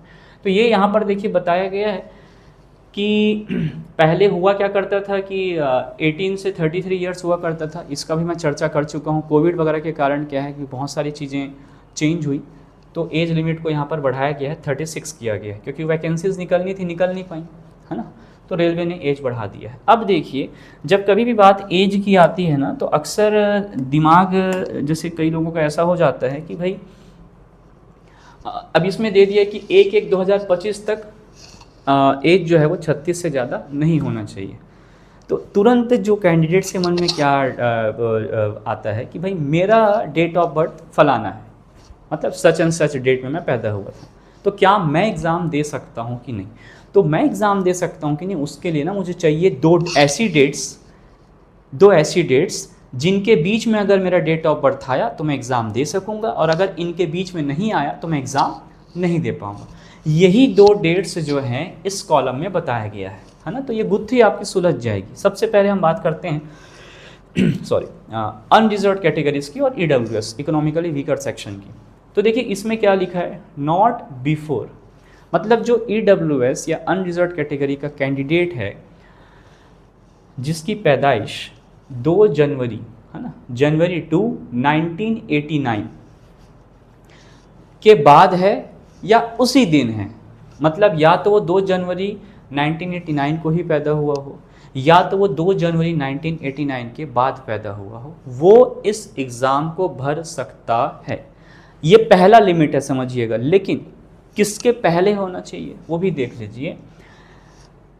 और उसका पैदाइश होना चाहिए 1 जनवरी 2007 को या 1 जनवरी 2007 के पहले। तो कौन कौन से 2 डेट्स हमको मिले अनरिजर्व्ड कैटेगरी के लिए समझिएगा। पहला जो डेट मिला आपको वो मिला है 2 जनवरी 1989 और दूसरा डेट मिला है 1 जनवरी 2007। मतलब ऐसे जितने कैंडिडेट्स जिनका डेट ऑफ बर्थ या जिनकी पैदाइश 1 जनवरी 2007 को या उससे पहले और 2 जनवरी 1989 को या उसके बाद, इन 2 डेट्स के बीच में हैं, वो इस फॉर्म को भर सकते हैं। अनरिजर्व्ड कैटेगरी क्या क्या है, या तो वो 2 जनवरी 1989 को ही पैदा हुए हों या इसके बाद हुए हों, मगर किसके पहले होना चाहिए, 1 जनवरी 2007 को या 1 जनवरी 2007 के पहले। इन 2 डेट्स के बीच में अगर किसी अनरिजर्व्ड कैटेगरी कैंडिडेट का डेट ऑफ बर्थ आ रहा है तो वो एलिजिबल है। और हाँ, इन 2 डेट्स को भी अगर कोई पैदा हुआ है तो वो भर सकता है। अब बात करते हैं किसकी, ओबीसी के नॉन क्रीमी लेयर की, है ना। तो 2 मिनट हाँ, ओबीसी के नॉन क्रीमी लेयर की अगर बात करें तो यहाँ पर भी देखिए कुछ कैंडिडेट्स ऐसे हैं जो नॉन क्रीमी रहते तो क्रीमी लेयर के हैं, सीएल वाले, बट गलत इन्फॉर्मेशन दे करके एनसीएल का सर्टिफिकेट बना लेते हैं। मैं यहाँ पर फिर से आप लोगों को एक सावधानी देना चाहूँगा कि आप हाल ही में अभी कुछ केस सुन रहे होंगे कि किसी आईएएस ऑफिसर ने गलत तरीके से, है ना, जो डिसेबिलिटी वाली जो कैटेगरी रहती है वहाँ से अपना मतलब रिजर्वेशन कैटेगरी से घुस करके पद भी ग्रहण कर लिया, ट्रेनिंग वगैरह सब हो गया। और आपने भी देखा होगा हाल ही में वो चीज़ें बहुत वायरल हो रही थी न्यूज़, मैं नाम नहीं लेना चाह रहा हूँ अभी। तो ऐसी चीज़ों से प्यारे साथियों कोई मतलब नहीं है ना। आप ईमानदारी से मेहनत से करें, जो आपके हिस्से में होगा उसको देखिए, समय से पहले और भाग्य से ज़्यादा किसी को नहीं मिलता है ना। इसलिए आपके हाथ में केवल है कर्म, उसमें ध्यान दें। तो ओबीसी अगर नॉन क्रीमी लेयर की बात करें तो कुछ लोग जो नॉन क्रीमी लेयर का सर्टिफिकेट फॉल्स इन्फॉर्मेशन दे करके बनाते हैं, मत करिए ऐसा, ठीक है, ईमानदारी से चलें। खैर, हम यहाँ पर लिमिट देख लेते हैं। तो ओबीसी नॉन क्रीमी लेयर से अगर आप बिलोंग करते हैं तो आपको 3 साल का एज रिलैक्सेशन आरआरबी देता है। तो इसके लिए 2 डेट्स कौन से हैं तो देख लीजिए। अगर आप ओबीसी नॉन क्रीमी लेयर से हैं तो आप इस फॉर्म को भर सकते हैं यदि आपकी पैदाइश 1 जनवरी 2007 को या उससे पहले मगर 2 जनवरी 1986 को या उसके बाद है। मतलब इन 2 डेट्स के बीच में अगर आपका डेट ऑफ बर्थ आ रहा है और अगर आप OBC non creamy layer NCL candidate हैं तो आप इस फॉर्म को भर सकते हैं। और हाँ, अगर इन दोनों डेट्स को भी पैदा हुए हैं तब भी भर सकते हैं। अब बच कौन गया आपका, एससी और एसटी कैटेगरी। इनको तो आपको पता है कि 5 साल का रिलैक्सेशन रहता है कि नहीं। इनके लिए वो जो 2 डेट्स हैं वो कौन से हैं आपके, 2 जनवरी 1984, है ना। तो जो कैंडिडेट्स का बर्थडे है ना, date of birth SC ST वालों की बात हो रही है, इन 2 डेट्स के बीच में है या इन 2 डेट्स को है, वो इस फॉर्म को भरने के लिए एलिजिबल है, ठीक है, पात्र है। तो यहाँ पर वही चीज़, अच्छा और भी होता क्या है, जैसे कि कुछ पीडब्ल्यूडी आप जानते हैं ना, पर्सन विथ बेंचमार्क डिसेबिलिटीज़, मतलब ऐसे डिसेबिलिटी जिनको आइडेंटिफाई किया गया है, वो कैंडिडेट्स हो गए। कुछ एक्स सर्विसमैन होते हैं, उनको अलग अलग फिर यहाँ पर रिलैक्सेशन दिया गया है। तो ये हर कैंडिडेट्स के लिए चीज़ें अलग अलग हो सकती हैं, व्यक्तिगत चीज़ें हैं, एक बार इस पेज से ज़रूर गुजरें। चलिए come to the next slide. ये आपको यहाँ पर बताया गया है कि जो फीस है वो कितना है, 500, जिसमें से 400 क्या होगा, आप CBT 1 दे देंगे तो रिफंड आ जाएगा। इस पेज को भी अच्छे से पढ़ लेंगे। देखिए मैं कुछ जगह पर आपको ये कह रहा हूँ कि आप इस पेज को अच्छे से पढ़ लेंगे, वो इसलिए कि आप कभी भी जब फॉर्म भरें ना तो आपको एक खुद से पढ़ने का हैबिट होना चाहिए, क्योंकि आप बहुत सारे जगह पर आप साइन करेंगे ना, आप साइन करेंगे कि हाँ मैंने चीज़ों को पढ़ लिया है। भाई वीडियो देख करके आपको एक आइडिया मिलता है, जनरल आइडिया मिलता है, बट पढ़ने का हैबिट तो आपको होना ही चाहिए। इसलिए मैं बीच बीच में ऐसा कह रहा हूँ कि आप पढ़ लेंगे। और ऐसी चीज़ें जहाँ पर आपको व्यक्तिगत जिम्मेदारी लेनी है, जैसे कि आप SC ST हैं कि OBC के NCL हैं, क्या है, ये आपको व्यक्तिगत जिम्मेदारी लेनी है, तो ऐसी जगह को तो आपको ध्यान से पढ़ करना है ना, नॉर्म्स एंड कंडीशंस जो रहते हैं। माइनॉरिटीज़ में क्या क्या चीज़ें कौन कौन से यहाँ पर इंक्लूडेड हैं, मुस्लिम्स, क्रिश्चियन, सिख्स, ये सब चीज़ें दी गई हैं। अगेन यहाँ पर ये जो चीज़ आ रहा है ये कैसा है, पर्सनल चीज़ है, इसकी जिम्मेदारी लेते हुए आपको चीज़ों को भरना है। इसलिए मैं कह रहा हूँ कि यहाँ पर आपको चीज़ों को पढ़ना है, ठीक है। Now come to the next slide. यहाँ पर वही बच्चों साथियों रिजर्वेशन के बारे में बताया गया है। एक्चुअली क्या है कि है ना, यहाँ पर हॉरिजॉन्टल रिजर्वेशन क्या है, EWS की कैटेगरी में क्या क्या चीज़ें हैं, मतलब उसका कंडीशन दे दिया गया है, क्या क्या होना चाहिए। 5 एकड़ ज़मीन है अगर आपके पास, ऐसा वैसा।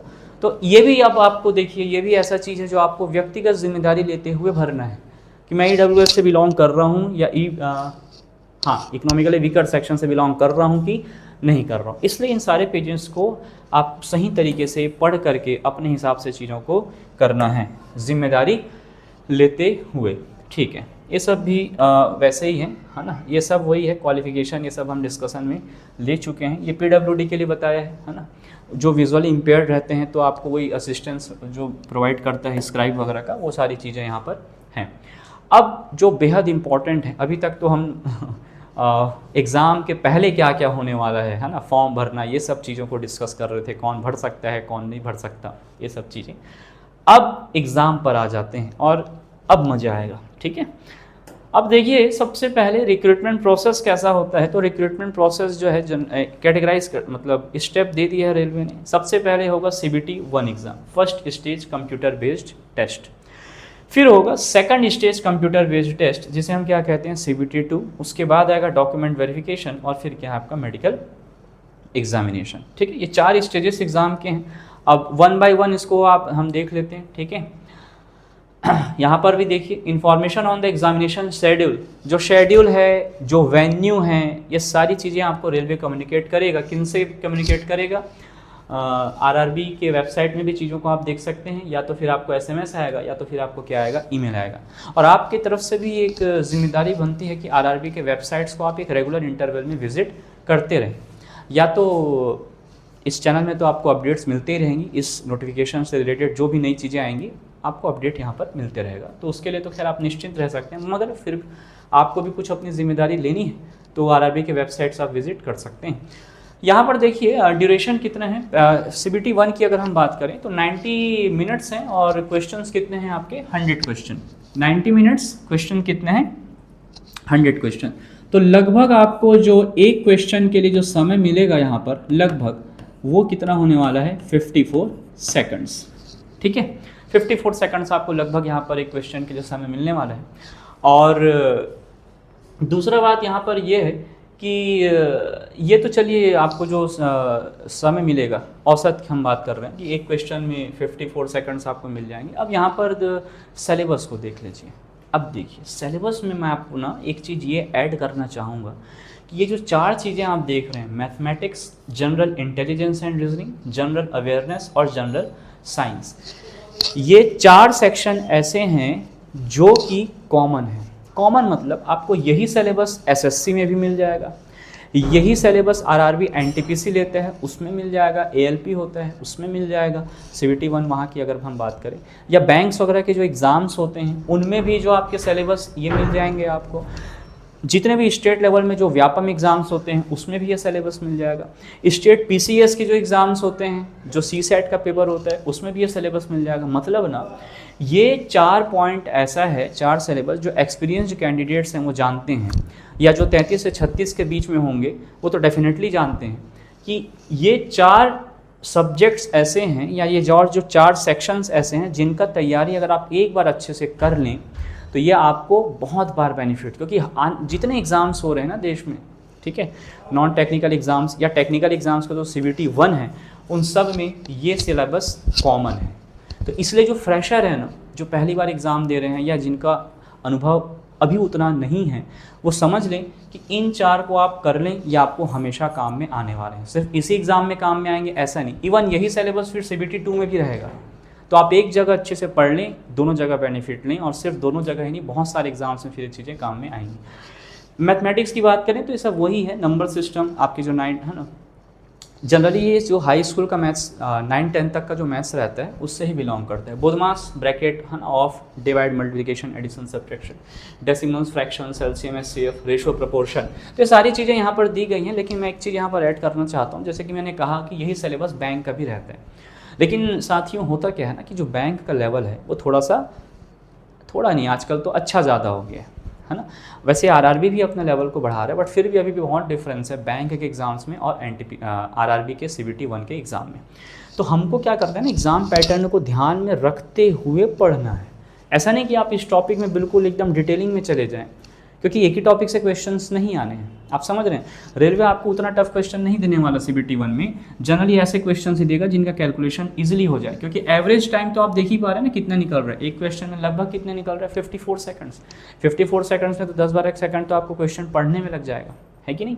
तो ये स्क्वायर रूट, एज कैलकुलेशंस, तो जनरली आप लोग जो सब हैं एग्ज़ाम जो देने वाले हैं, टेक्निकल ग्रुप है तो स्वाभाविक सी बात है मैथ्स वाले ही हैं, तो ये आपके लिए इजी पड़ेगा। लेकिन होता यही है, देखिए अब सब मैथ्स वाले हैं, सब एग्ज़ाम दे रहे हैं, तो मैं फिर से कहूँगा कंपटीशन का लेवल देखिए कितना तगड़ा होने वाला है कि नहीं।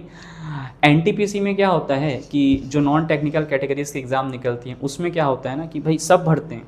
अब नॉन टेक्निकल है तो जो मैथ्स बैकग्राउंड वाला नहीं है वो भी भरता है, तो उसको CBT 1 में ये सब्जेक्ट्स में क्या हो जाती हैं, प्रॉब्लम हो जाती है। और उस एग्ज़ाम में, NTPC एग्ज़ाम में जो कैंडिडेट्स ऐसे रहते हैं जिनका स्कूलिंग मैथ्स बैकग्राउंड में हुआ है, उनके लिए सेक्शन कैसे हो जाता है, ईजी हो जाता है। तो वो वहाँ पर एज ले लेते हैं, मतलब वो वहाँ पर थोड़ा जंप कर जाते हैं, उनके लिए बेनिफिट हो जाता है।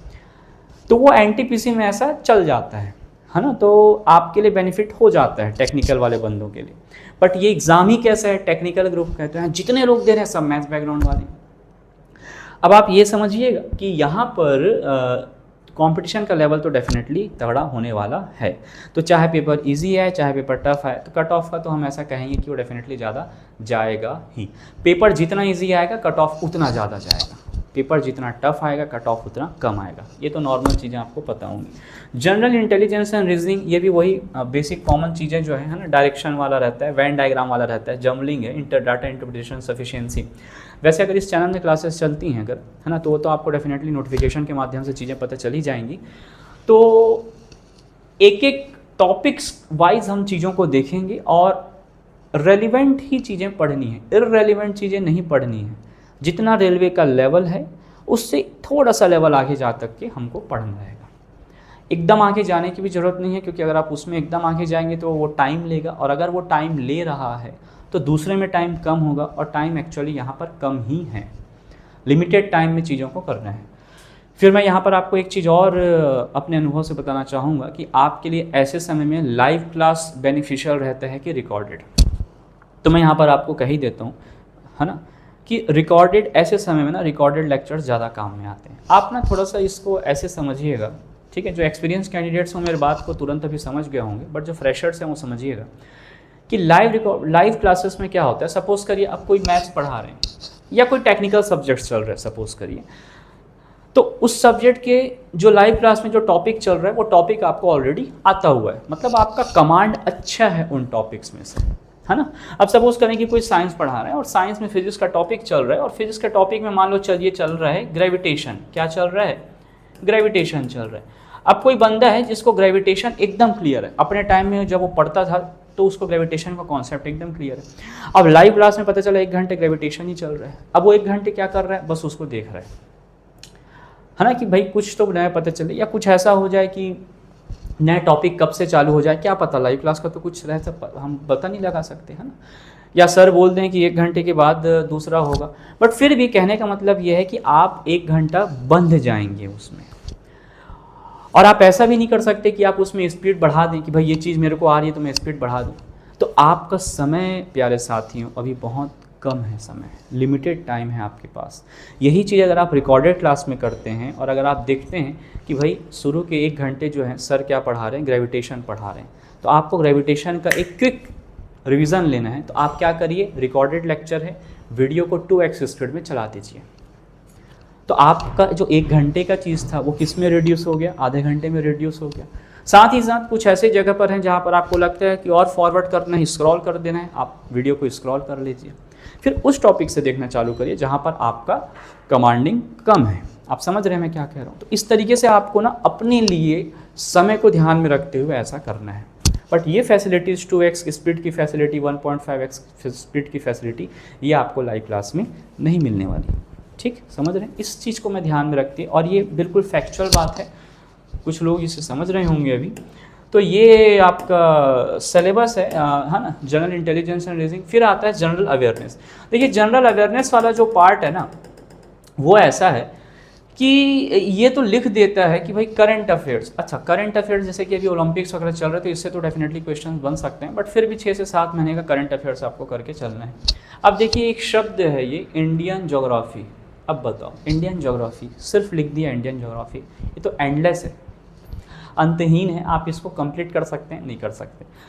तो इसके लिए क्या है ना कि रेलवे के जनरली जो क्वेश्चंस रहते हैं, 1 लाइनर क्वेश्चंस या इस तरीके के जो पैटर्न के क्वेश्चंस रहते हैं, हमें उन्हीं पैटर्न को ध्यान में रखते हुए पढ़ना है।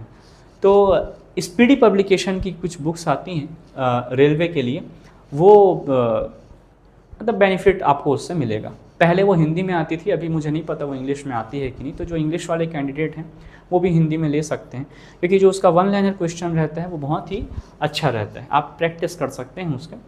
ठीक है, और ये तो ये इंडियन पॉलिटी एंड कॉन्स्टिट्यूशन, इसमें भी आपको पूरे पॉलिटी में बिल्कुल डिटेलिंग घुस नहीं जाना है ना, बिल्कुल ऊपरी ऊपर चीज़ों को पढ़ना है, क्योंकि रेलवे ऊपर से बेसिक चीज़ें आपको पूछता है। ठीक है, तो चैनल में अगर क्लासेस चलती हैं तो ये सब की भी क्लासेस चलेंगी। फिर जनरल साइंस में रेलवे ने लिख दिया है कि up to 10th standard CBSE syllabus, सीधा कुछ नहीं करना है, 9-10 के NCERT बुक को ख़त्म कर देना है, दैट्स ऑल। इसका तैयारी हो गया। और अगर उसने लिखा है, रेलवे का एक अच्छा बात ये भी है कि अगर वो 10th स्टैंडर्ड लिखा है तो क्वेश्चन वहीं तक रहेगा, है ना।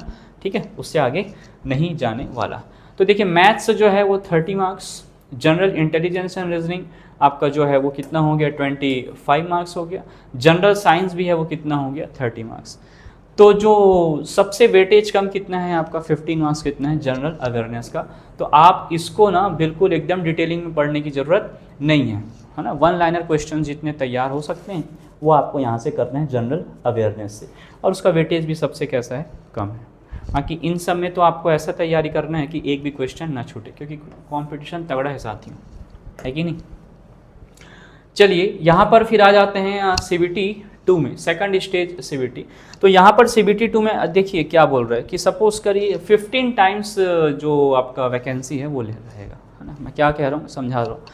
जैसे सपोज करें कोई पोस्ट है आपका, है ना, जूनियर इंजीनियर का एक पोस्ट है, और किसी एक जोन में इस जो पोस्ट है उसमें मत माना कि कितनी वैकेंसीज निकल गई है, मान लीजिए सपोज करिए कि 50 वैकेंसीज हैं, है ना।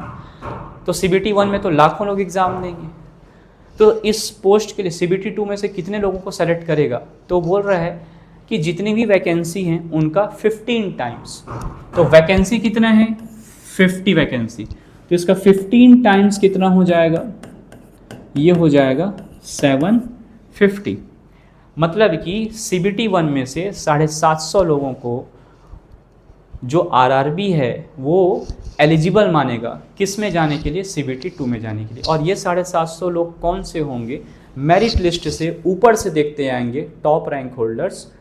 तो ऊपर के जो 750 कैंडिडेट्स होंगे वो शिफ्ट हो जाएंगे CBT 2 देने के लिए। मतलब जितनी भी वैकेंसीज़ हैं, अगर 10 वैकेंसीज़ हैं तो CBT 1 में से CBT 2 के लिए कितने कैंडिडेट्स को रेलवे CBT 2 भेजेगा, 10 × 15 150। अगर 100 वैकेंसीज़ हैं तो कितने जाएंगे, 1500। ये डाटा लेकिन ऊपर नीचे हो सकता है, इसमें नहीं पढ़ेंगे, हमारा काम है केवल तैयारी अच्छे से करना, दैट्स ऑल। ये काम रेलवे का है कि वो किसको लेता है किसको नहीं लेता है। CBT 2 में क्या होता है, क्वेश्चन का लेवल थोड़ा बढ़ता है ना। जैसे कि मैं बता रहा था कि जनरल अवेयरनेस जो वहाँ पर रहेगा वो यहाँ भी रहेगा, लेकिन थोड़ा सा यहाँ पर डेप्थ ज़्यादा रहेगा। फिजिक्स एंड केमिस्ट्री वहाँ भी रहेगा, यहाँ भी रहेगा। वहाँ पर फिजिक्स केमिस्ट्री के साथ लाइफ साइंस मतलब बायोलॉजी के कुछ सेक्शन वो भी थे, यहाँ पर बायोलॉजी नहीं रहेगा। यहाँ पर कुछ और भी है, environment, pollution control, computer and application, और फिर सबसे इम्पॉर्टेंट है यहाँ पर टेक्निकल एबिलिटीज़। 150 क्वेश्चंस में 100 क्वेश्चंस जो आने वाले रहेंगे वो आपके रहेंगे टेक्निकल एबिलिटीज़, मतलब कि डिसिप्लिन से। जैसे कोई मैकेनिकल वाला बंदा है तो उसको 100 क्वेश्चन अपने मैकेनिकल ब्रांच से दिखेंगे, बाकी 50 क्वेश्चंस में से जनरल अवेयरनेस के कुछ रहेंगे, फिजिक्स एंड केमिस्ट्री के कुछ रहेंगे, कंप्यूटर से कुछ रहेंगे। मतलब यहाँ पर जो खेल होने वाला है ना, वो कौन खेल करने वाला है? टेक्निकल एबिलिटी खेल करने वाला है। ठीक है, फिलहाल यहाँ पर जो ड्यूरेशन है, जैसे कि मैंने कहा कि क्वेश्चन के स्टैंडर्ड भी थोड़े अच्छे से रहेंगे, तो यहाँ ड्यूरेशन है 120 मिनट। नंबर ऑफ क्वेश्चंस कितने हैं आपके? 150 क्वेश्चंस। तो यहाँ पर आपको एक क्वेश्चन को करने के लिए लगभग कितना समय मिलने वाला है? औसत एवरेज अगर हम बात करें तो 48 second.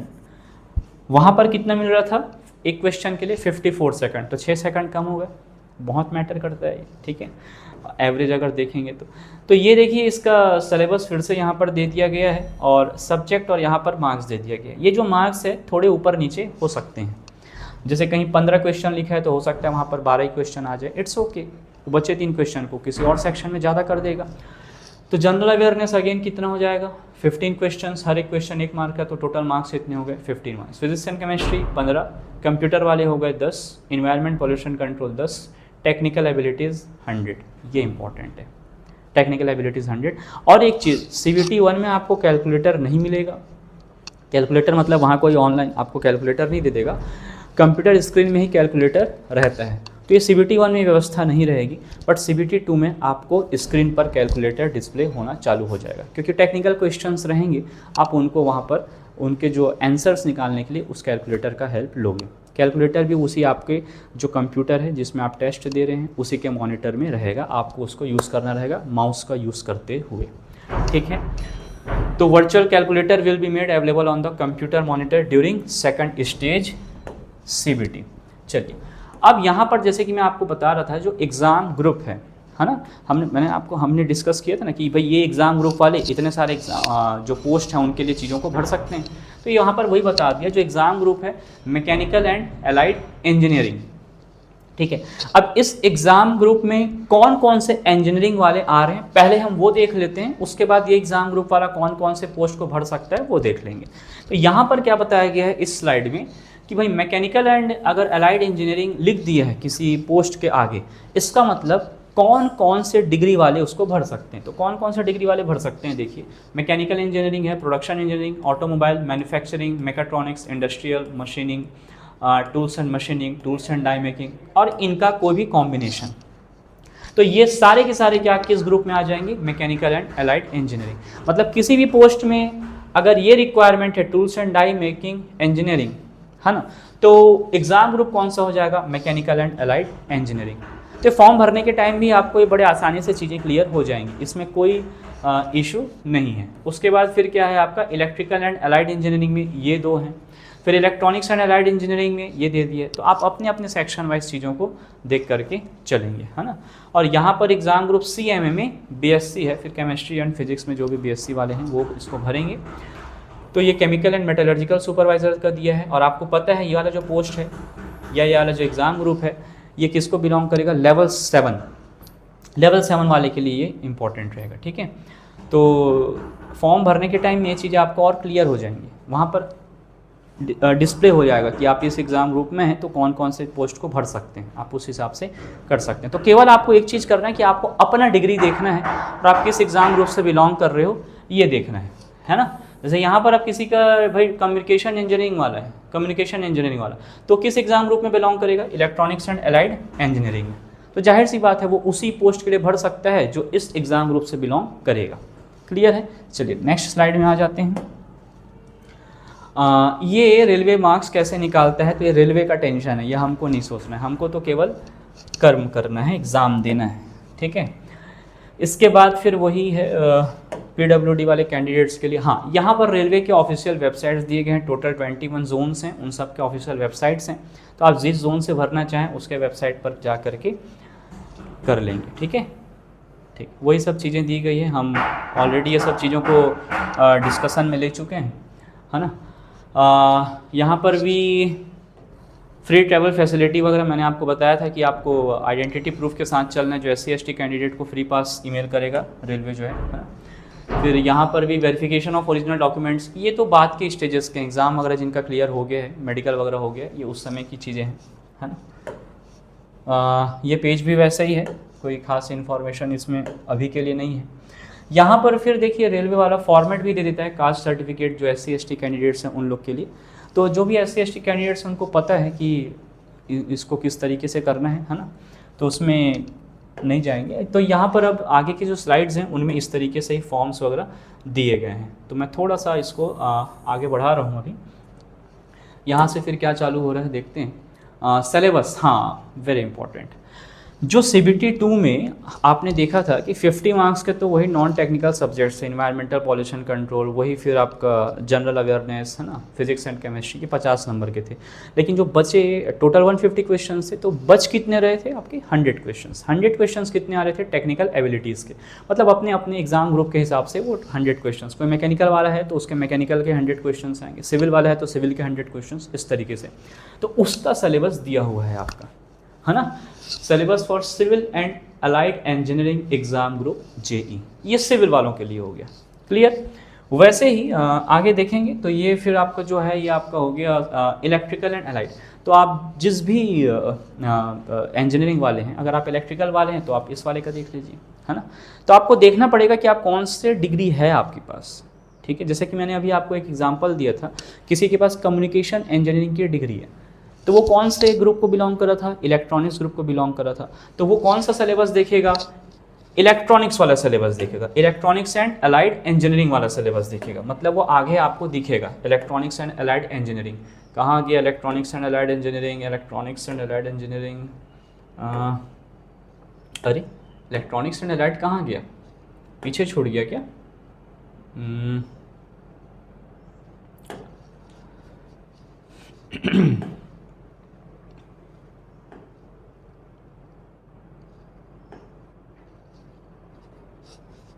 Electrical and allied engineering, और फिर चलिए ठीक है, ये आगे पीछे कहीं कुछ चीज़ें हो रही। अब जैसे सपोज करें कि कोई इंडस्ट्रियल इंजीनियरिंग वाला है ना, तो वो किस एग्ज़ाम ग्रुप से बिलोंग करेगा, मैकेनिकल। तो भले वो इंडस्ट्रियल इंजीनियरिंग वाला है, हो सकता है उसके कुछ सब्जेक्ट्स अपने अलग रहे हों पढ़ने के टाइम में, बट यहाँ पर वो किस ग्रुप से बिलोंग कर रहे हैं, mechanical and allied engineering group से बिलोंग कर रहे हैं। तो उसका जो सिलेबस है वो यहाँ पर दे दिया गया है कि भाई CBT 2 में ये सिलेबस रहेगा आपका, क्योंकि आप किससे बिलोंग कर रहे हो। अगर आपने इंडस्ट्रियल इंजीनियरिंग किया तो आप बिलोंग कर रहे हो mechanical and allied engineering group से बिलोंग कर रहे हो, और ये आपका सिलेबस है। मतलब CBT 2 में जब आप एग्ज़ाम देने जाएंगे तो इन्हीं से क्वेश्चन आएगा। तो अगर इस चैनल में क्लास चलती है ना, टेक्निकल एबिलिटीज़ के लिए, मतलब वो जो 100 क्वेश्चन CBT 2 में आने वाले हैं उनके लिए, तो मैं आपको क्रिस्टल क्लियर करना चाहता हूँ कि वो टेक्निकल एबिलिटी के लिए हम सिर्फ एक सब्जेक्ट से डील करने वाले हैं, यानी एक एग्ज़ाम ग्रुप से डील करने वाले हैं, और वो रहेगा mechanical and allied engineering exam. तो प्यारे साथियों, ऐसा है कि अगर CBT 1 का इस चैनल में कुछ भी चालू होता है सब्जेक्ट्स को डील करना, तो आज से लगभग 6 से 7 दिन के बाद वो चालू होगा। पहले भी हो सकता है बट उससे आगे नहीं जाएगा। और CBT 2 की अगर कुछ टेक्निकल सब्जेक्ट्स अगर हम चालू करते हैं तो लगभग आज से 3 से 4 सप्ताह के बाद चालू होगा, है ना। तो ये मैं एक सूचना था जो मैंने आपको देना चाह रहा था। बाकी आपको नोटिफिकेशन तो मिल ही जाएगा जब कभी भी कुछ ऐसा अपडेट आएगा, क्योंकि अब इससे जुड़े हुए जो भी अपडेट्स हैं वो तो मैं आपको देते चलूँगा ही, ठीक है। तो उसके लिए तो आप बेफिक्र रहिए, निश्चिंत रहिए। और सब्जेक्ट्स भी मैं कोशिश करूँगा कि CBT 1 के सारे सब्जेक्ट्स हम कवर कर लें बाकायदा दिए गए टाइम इंटरवल में, और फिर साथ ही साथ CBT 1 होने के पहले ही हम CBT 2 के, क्योंकि CBT 1 के बाद ज़्यादा समय बचेगा नहीं, है ना। कई बार रेलवे ऐसा भी करता है कि जल्दी से एग्ज़ाम ले लेता है, CBT 1 का रिजल्ट आ गया, ये हो गया, CBT 2 आ गया, पता चला आपको एग्ज़ाम प्रिपरेशन का समय नहीं मिल पा रहा है। इसलिए CBT 1 का आप प्रिपरेशन जल्दी चालू कर सकते हैं 5 से 6 दिन के बाद ही, या अभी से कुछ कैंडिडेट्स पहले से ही लग चुके हैं, वेल एंड गुड, ठीक है। और ऐसा भी कर सकते हैं कि भाई अभी चालू कर लिया हमने 5 से 6 दिन के बाद CBT 1 का प्रिपरेशन, ठीक है, और अभी से भी आप कुछ पढ़ना चालू कर सकते हैं। और उसके आज से लगभग 3 से 4 सप्ताह के बाद इसके टेक्निकल एबिलिटीज़ के भी सब्जेक्ट्स हम चालू कर सकते हैं। तो इस चैनल में जो चलने वाला है टेक्निकल एबिलिटी का सब्जेक्ट, वो किस एग्ज़ाम ग्रुप के लिए चलेगा, मैकेनिकल एंड अलाइड इंजीनियरिंग। तो हम स्टेप बाय स्टेप जहाँ से ये सिलेबस चालू हुआ है वहीं से चालू करेंगे, इंजीनियरिंग मैकेनिक्स से चालू करेंगे। पॉली वाले तो पढ़ते ही हैं और बी वाले भी इसे पढ़ते ही हैं, तो इनमें क्या होता है, रेलवे का एक खास बात ये रहा है कि जूनियर इंजीनियर के पोस्ट में चीज़ें ज़्यादा डिटेलिंग नहीं आती हैं कि भाई आप एकदम, जैसे होता क्या है ना, जैसे बी टेक वालों से अगर मैं पूछूं तो उनका जो गेट का एग्ज़ाम होता है, तो गेट के एग्ज़ाम में वो पैटर्न अलग रहता है, या वो अभी तक बार का एग्ज़ाम दिए होंगे, इसरो का एग्ज़ाम दिए होंगे, तो वहाँ चीज़ें काफ़ी कॉन्सेप्चुअल रहती हैं। बट रेलवे का जो जूनियर इंजीनियर का एग्ज़ाम है वहाँ पर आपको उतना डेप्थ में नहीं जाना है ना। तो जो भी पैटर्न रहेगा चीज़ों को हम उसके हिसाब से ही करेंगे, क्लियर है। फिर मटेरियल साइंस, ये भी आपको पता है, मटेरियल के प्रॉपर्टीज़ वगैरह के बारे में रहता है। स्ट्रेंथ ऑफ मटेरियल्स, जिसे मैकेनिक्स ऑफ सॉलिड्स मॉस ऐसा भी कहा करते हैं। मशीनिंग की बात है, वही लेथ वगैरह रहेगा आपका, है ना, कटिंग टूल्स वगैरह जो रहते हैं वो सब चीज़ें रहेंगी यहाँ पर। वेल्डिंग में तो आप जानते हैं कि ऐसा, देखिए अब इसमें ये, हाँ ये एनालिसिस हम ये कर सकते हैं भाई थ्योरी कितने हैं, न्यूमेरिकल, तो इंजीनियरिंग मैकेनिक्स तो आपको पता है ये तो न्यूमेरिकल वाले ही सब्जेक्ट्स हैं, है ना। मटेरियल साइंस अगेन ये फैक्चुअल चीज़ें हैं, यहाँ पर वो हुक्स लॉ वगैरह थोड़े थोड़े भरे आपके न्यूमेरिकल्स मतलब फॉर्मूले आ सकते हैं, बट बाकी देखा जाए तो ये थ्योरी है। स्ट्रेंथ ऑफ मटेरियल्स तो डेफिनेटली न्यूमेरिकल वाले सब्जेक्ट्स हैं, concepts plus numericals. Machining again theory, ठीक है, फैक्चुअल चीज़ें, भाई ऐसा होता है तो होता है। Welding again theory, grinding and finishing process again theory. Metrology में हाँ आपको थोड़ा सा मिक्सचर जैसा रहेगा। फ्लूइड मैकेनिक्स अगेन न्यूमेरिकल्स वाले हैं ये। Industrial management theory. Thermal engineering concepts है, बढ़िया न्यूमेरिकल्स रहते हैं इसमें, मतलब मज़ा आ जाएगा, स्कोरिंग रहता है ये सब चीज़। और इसके बाद फिर वही CMA एग्ज़ाम ग्रुप में आ जाएगा। तो CMA का अगर आप देखें ना, तो वैसे तो मैं फिज़िक्स तो लेता ही हूँ मैं, है ना, नीट के फिज़िक्स, जेईई मेंस के फिज़िक्स में लेता ही हूँ। CMA एग्ज़ाम ग्रुप में अगर आप देखेंगे ना, तो जनरली इसका जो सिलेबस है वो आपको, इसमें से बहुत सारे सिलेबस आपको लगेंगे कि ये तो 11th-12th में हमने पढ़ा हुआ है कि नहीं। और तो इसलिए देखते हैं CMA ग्रुप के लिए भी चीज़ें चालू हो सकती हैं, बट टाइम को देख करके करने, जैसे measurement, units and dimensions, types of errors, significance, accuracy, ये 11th का पहले चैप्टर 2 हुआ करता था, अभी नई NCERT आ गई है तो उसमें चैप्टर 1 यूनिट्स एंड मेजरमेंट है, उसका सिलेबस है ये। लाइट की बात करें, basic proper principles of light, reflection, ये 10th का लाइट का है। और उसके बाद ये चीज़ें डिफ्रैक्शन, पोलराइजेशन, ये वही NCERT class 12th part 2 physics, diffraction, polarization, formulation, microscope, telescope, electromagnetic spectra, ये सब आपको उसमें देखने को मिल जाएगा। हीट अगेन 11th का जो है आपका enormous expansion of water, 11th physics part 2 NCERT heat, ठीक है। साउंड की बात करें तो ये sources of sound, propagation of sound, velocity, Doppler effect, ये सारी चीज़ें आपको 11th के फिजिक्स पार्ट 2 में देखने को मिल जाएंगी। मैकेनिक्स अगेन जो फिजिक्स का 11th का पार्ट 1 है NCERT का, ये सारी चीज़ें आपको उसमें मिल जाएंगी, बिल्कुल उसी से related. Magnetism class 12 chapter number 5 NCERT, magnetism आपको देखने को मिल जाएगा। इलेक्ट्रिसिटी एंड इलेक्ट्रोमैग्नेटिज्म, ये पूरा जो क्लास 12 का पार्ट 1 एक्चुअल में है ना, वो इलेक्ट्रोडायनेमिक्स है, ये पूरा वही कवर कर रहा है। मॉडर्न फिजिक्स बिल्कुल स्कोरिंग है, आपको थाली में परोसता है ना, इजी टॉपिक है ये, केमिस्ट्री में भी पढ़ रहता है, फिजिक्स वाले भी इसे पढ़ते हैं। तो ये half life, isotope, isobar, control nuclear reaction, Rutherford board model, ये सब है। वो रेडियो एक्टिविटी वगैरह भी आपको पता है ना, हाफ लाइफ के लिए हम एक्सप्रेशन निकालते थे, n = n0 e⁻ λt, ये सब तमाम चीज़ें आपके इसमें मॉडर्न फिजिक्स में रहने वाली है, ठीक है। Alpha, beta, gamma, radiation, half life period, fusion, fission. फिर इलेक्ट्रॉनिक्स एंड कम्युनिकेशन, ये भी क्लास 12th NCERT, नए NCERT के हिसाब से ये भी आपका लास्ट चैप्टर हो चुका है, पहले ये सेकंड लास्ट चैप्टर हुआ करता था। फिर यहाँ से थोड़ा सा क्या आ जाता है, केमिस्ट्री आ जाता है, और ये केमिस्ट्री के फिर थोड़े से 11th और 12th के सिलेबस हैं। इस तरीके से इसमें CMA वाले ग्रुप के लिए डिज़ाइन किया गया है। तो अब आप अपना ग्रुप देख लेंगे यहाँ पर कौन सा है। अब इसमें आगे यही सब चल रहा है ना, सिलेबस वाली ही चीज़ें हैं। अगले स्लाइड में देखते हैं क्या है। पोस्ट पैरामीटर्स दे दिया है। पोस्ट पैरामीटर, अब सपोज करिए पोस्ट पैरामीटर को समझते हैं। जैसे कि सपोज करिए कोई भरना चाहता है इस वाले में, जूनियर इंजीनियर इलेक्ट्रिकल, है ना, ये जैसे है। तो अब ये जूनियर इंजीनियर इलेक्ट्रिकल जो है ये किस सेक्शन में आ रहा है, देखिए जूनियर इंजीनियर इलेक्ट्रिकल। तो इसके लिए क्या चाहिए, 3 years diploma in mechanical, electrical, electronics, engineering. मतलब वो भले लिखने के लिए यहाँ पर इलेक्ट्रिकल लिखा है उन्होंने, बट यहाँ पर भर कौन सकता है देखेंगे। मिनिमम एजुकेशन क्वालिफिकेशन क्या रिक्वायरमेंट है, देखिए डिप्लोमा चाहिए इसमें, मैकेनिकल, मतलब बी वाले भी भर सकते हैं नो डाउट। तो मैकेनिकल, इलेक्ट्रिकल, इलेक्ट्रॉनिक्स, इंजीनियरिंग, ये वाले इस पोस्ट के लिए भर सकते हैं। तो चीज़ें तो एकदम क्लियर है आपको। अब ये कौन से एग्जाम ग्रुप में आ रहे हैं भी आपको चीज़ें क्लियर हो गई। तो यहाँ पर ना वही हर पोस्ट के आगे बता दिया कि कौन कौन से भर सकते हैं। तो जब आप फॉर्म भरने जाओगे ना, तो वहाँ पर और अपने आप डिस्प्ले होगा कि भाई आप इस एग्ज़ाम ग्रुप से हैं तो ये भर सकते हैं। आपको बस पोस्ट का प्रेफरेंस देना पड़ता है कि आप कौन से पोस्ट को पहले चाह रहे हैं या कौन कौन से पोस्ट के लिए आप भर रहे हैं, ठीक है, ये चीज़ें रहेंगी। तो यहाँ पर वही बताया गया है, तो मैं इसको थोड़ा सा आगे कर रहा हूँ क्योंकि अब यहाँ पर पोस्ट पैरामीटर्स ही हैं, है ना। एक मिनट यहाँ पर पोस्ट पैरामीटर्स, यहाँ से आरआरबी चालू हुआ क्या? हाँ जी, अब यहाँ से आरआरबी वाइज जो ये पोस्ट डिस्प्ले कर रहा है, जैसे कि देयर आर 21 जोन्स, तो ये जो बता रहा है ये हमारा कौन सा हो गया? आरआरबी अहमदाबाद का चल रहा है ये, है ना, ये चल रहा है आरआरबी अहमदाबाद का। तो देख लीजिए आरआरबी अहमदाबाद में भी कितने पोस्ट हैं आपके। तो टोटल जो पोस्ट यहाँ पर निकल के आ रहा है आरआरबी अहमदाबाद का है 382। क्लियर। अब यहाँ पर ना जनरली एक डाउट आता है जो नए अभ्यर्थी होंगे उनके लिए, फ्रेशर के लिए, कि भाई ये किस आरआरबी जोन से भरा जाए। देखिए बहुत सारी आपको सूचनाएं मिलेंगी कि इस आरआरबी जोन का कट ऑफ ऐसा है, उस आरआरबी जोन का कट ऑफ ऐसा है। खैर ठीक है, मैं सबके अपने अपने अनुभव हैं और मैं कोई गलत कह रहा है ऐसा कहने का ना मैं अधिकारी हूँ और ना मैं ऐसा कहूँगा, लेकिन मैं आपको एक फैक्चुअल चीज़ यहाँ पर शेयर करना चाहता हूँ साथियों, और जो एक्सपीरियंस कैंडिडेट्स हैं वो शायद इस चीज़ को समझ रहे होंगे। तो मैं क्या कहना चाह रहा हूँ उसको समझाने के लिए मैं आपको एग्जाम्पल देना चाह रहा हूँ।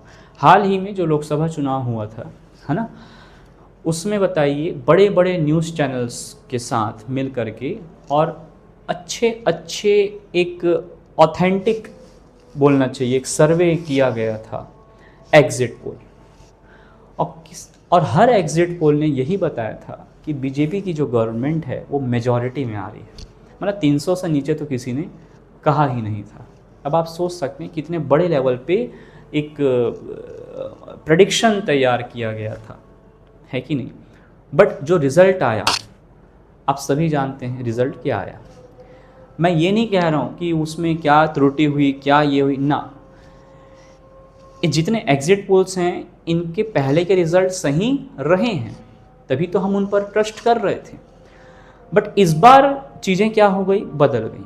तो यहाँ से मैं आपसे क्या अपील करना चाह रहा हूँ या क्या संदेश देना चाह रहा हूँ वो ये है कि ये सारी चीज़ें जो हैं तो आखिर अंदाज ही, कोई जितना भी कैलकुलेशन कर ले वो है आखिर अंदाज ही।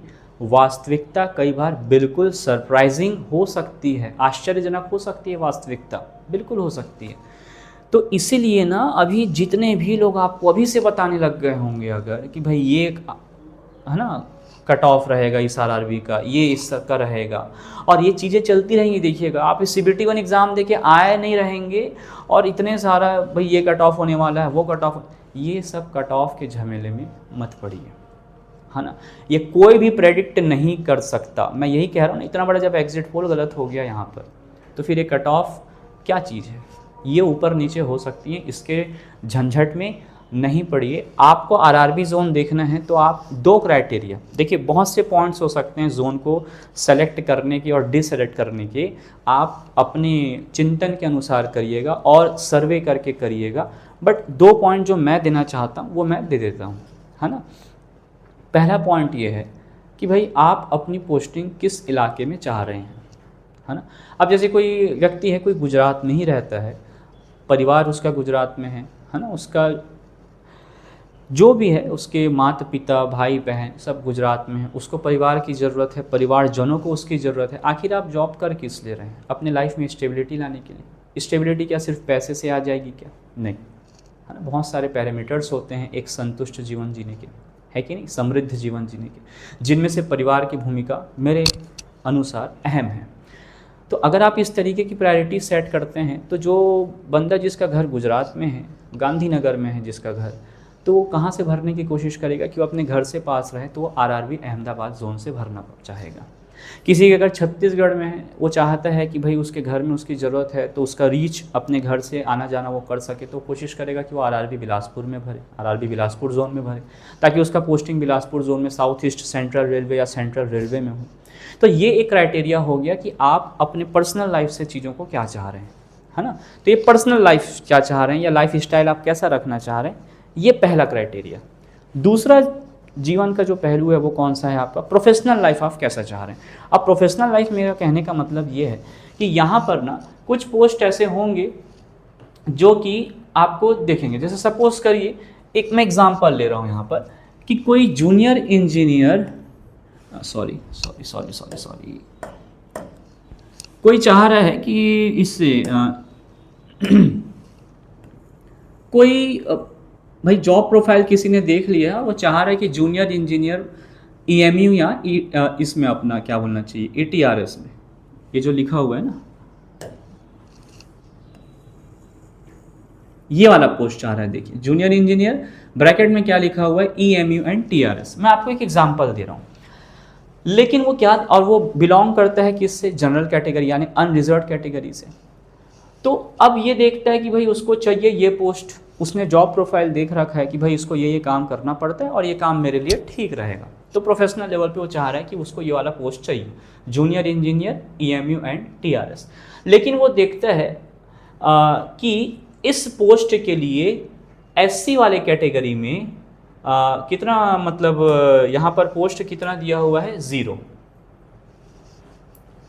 अब बंदा कौन सा है, मान लीजिए SC कैटेगरी से बिलोंग करता है, तो कोई SC कैटेगरी का बंदा है ना, कोई कैंडिडेट है SC कैटेगरी से बिलोंग कर रहा है, उसको भरना है junior engineer EMU and TRS। लेकिन इस RRB अहमदाबाद में इस कैटेगरी के लिए कोई पोस्ट है ही नहीं, 0 पोस्ट है। तो अब वो क्या करेगा, वो कोई ऐसा जोन देखिएगा जहाँ पर ये पोस्ट उसको मिले SC कैटेगरी के लिए। तो आप समझ रहे हैं, जोन भरने के लिए कट ऑफ वगैरह के चक्कर में आप ना पड़ें, आप एक अपने पर्सनल लाइफ को प्रायोरिटी सेट करके जोन सेट कर सकते हैं। जैसे कि मैंने बताया, फैमिली वगैरह जिस जगह पर है उस RRB से भरिए, कोई गुजरात वाला है तो अहमदाबाद जोन से भर दे, छत्तीसगढ़ वाला है MP वाला है तो उसमें RRB बिलासपुर जोन से भर दे, साउथ ईस्ट सेंट्रल रेलवे। तो ये पर्सनल लाइफ को ध्यान में रखते हुए, और किसी को प्रोफेशनल लाइफ देखने, भाई किसी को कोई पर्टिकुलर पोस्ट चाहिए अगर, है ना, उसने देख रखा है कि भाई इस पोस्ट में ऐसा ऐसा काम है, मेरे को आराम रहेगा या मैं कंफर्ट फील करूँगा, तो वो उस पोस्ट को देख ले कि भाई उस जोन में उसके कैटेगरी में वो पोस्ट है कि नहीं। जैसे यहाँ पर SC वाले कैंडिडेट को अगर भरना होगा junior engineer EMU and TRS में, लेकिन वो देखते हैं कि RRB जोन में, RRB अहमदाबाद जोन में इस पोस्ट के लिए कितना है, SC कैटेगरी के लिए 0 है। इस डेजिग्नेशन के लिए कितने पोस्ट खाली हैं, कितनी वैकेंसीज हैं, 0 हैं। तो वो यहाँ से क्यों भरेगा, है ना, वो दूसरे जोन में जाएगा जहाँ पर उसको वैकेंसीज मिलेंगी उस पर्टिकुलर पोस्ट के लिए जो उसको चाहिए। तो डिपेंड करता है पर्सन टू पर्सन। लेकिन मैं फिर से कहता हूँ, आप अपने स्तर पे तो चीज़ों को सर्च करेंगे ही। तो आपको मैंने एक एग्जांपल दिया कि ये भी एक तरीका हो सकता है सोचने का। यहाँ पर अलग अलग फिर यहाँ पर आपके RRBs दिए गए हैं, वहीं कहीं कोई पोस्ट है, कहीं कोई पोस्ट है। तो यहाँ पर प्यारे साथियों, मैं आपको एक चीज़ बताना चाहता हूँ कि यहाँ पर देखिए पूरे जो RRB 21 RRB जोन्स हैं उन सब के बारे में दिया गया है। अब हम आ जाते हैं लास्ट स्लाइड में, और देखिए टोटल कितने पोस्ट हैं आपके पास। अब ये गणित को थोड़ा समझिएगा आप, है ना, क्या होने वाला है। टोटल कितने पोस्ट हैं आपके पास, 7951। अब ये देखने में कितना लग रहा है आपको, दिस इज 7951, ये टोटल पोस्ट है। अब सपोज करें आप किससे बिलोंग करते हैं, अनरिजर्व कैटेगरी से बिलोंग करते हैं, तो देखिए ये पोस्ट आपका यहीं पर कम हो गया। कैसे कम हो गया, अनरिजर्व कैटेगरी के लिए टोटल पोस्ट कितने हो गए, 3575। कहाँ देखने में लग रहा था 7951, अगर आप जनरल कैटेगरी या अनरिजर्व अनारक्षित वर्ग से ताल्लुकात रखते हैं तो आपके लिए कितने पोस्ट हो गए आपके, 3575। अब अगर औसत अगर हम बात करें तो ये जो पोस्ट है ना 3575, ये कितने जोन्स में बंटने वाले हैं, 21 जोन्स में बंटने वाले हैं, है ना। तो दिस डिवाइडेड बाय 21। फिर हर एक जोन में कितने एग्जाम ग्रुप्स हैं, औसत चलिए एवरेज मान लीजिए कि 5 एग्जाम ग्रुप हैं। तो जो भी पोस्ट आए हैं 21 के लिए, तो पहले ये कितने में बटा, तो मैं यहाँ पर लिख देता हूँ, पहले ये कितने में बटा, डिवाइडेड बाय 21। जो भी वैल्यू आएगी यहाँ पर, ये एक जोन में अनरिजर्व कैटेगरी के लिए कितने नंबर ऑफ वैकेंसीज हैं वो आएंगी। फिर वो वैकेंसीज फिर किस में बटेंगी, एग्जाम ग्रुप्स में बटेंगी। मतलब हो सकता है कहीं लगभग मान लीजिए कि 5 एग्जाम ग्रुप हैं, तो अगेन ये जो पोस्ट जो भी नंबर निकल रहा है उसको आप फिर से किससे डिवाइड करोगे, डिवाइड बाय 5 करोगे।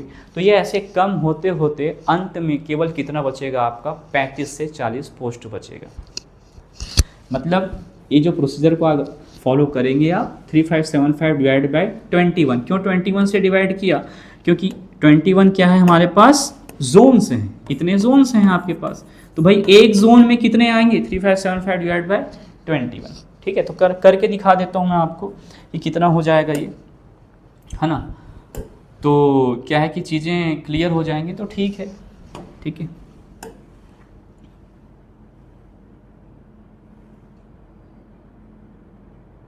चलिए हम यहीं पर डिवाइड कर लें क्या, 3575 डिवाइड बाय 21 कितने आ जाएगा, निकल कर देख लीजिए। 21 1 से 21, ठीक, कितना हो जाएगा, दिस विल बी 147।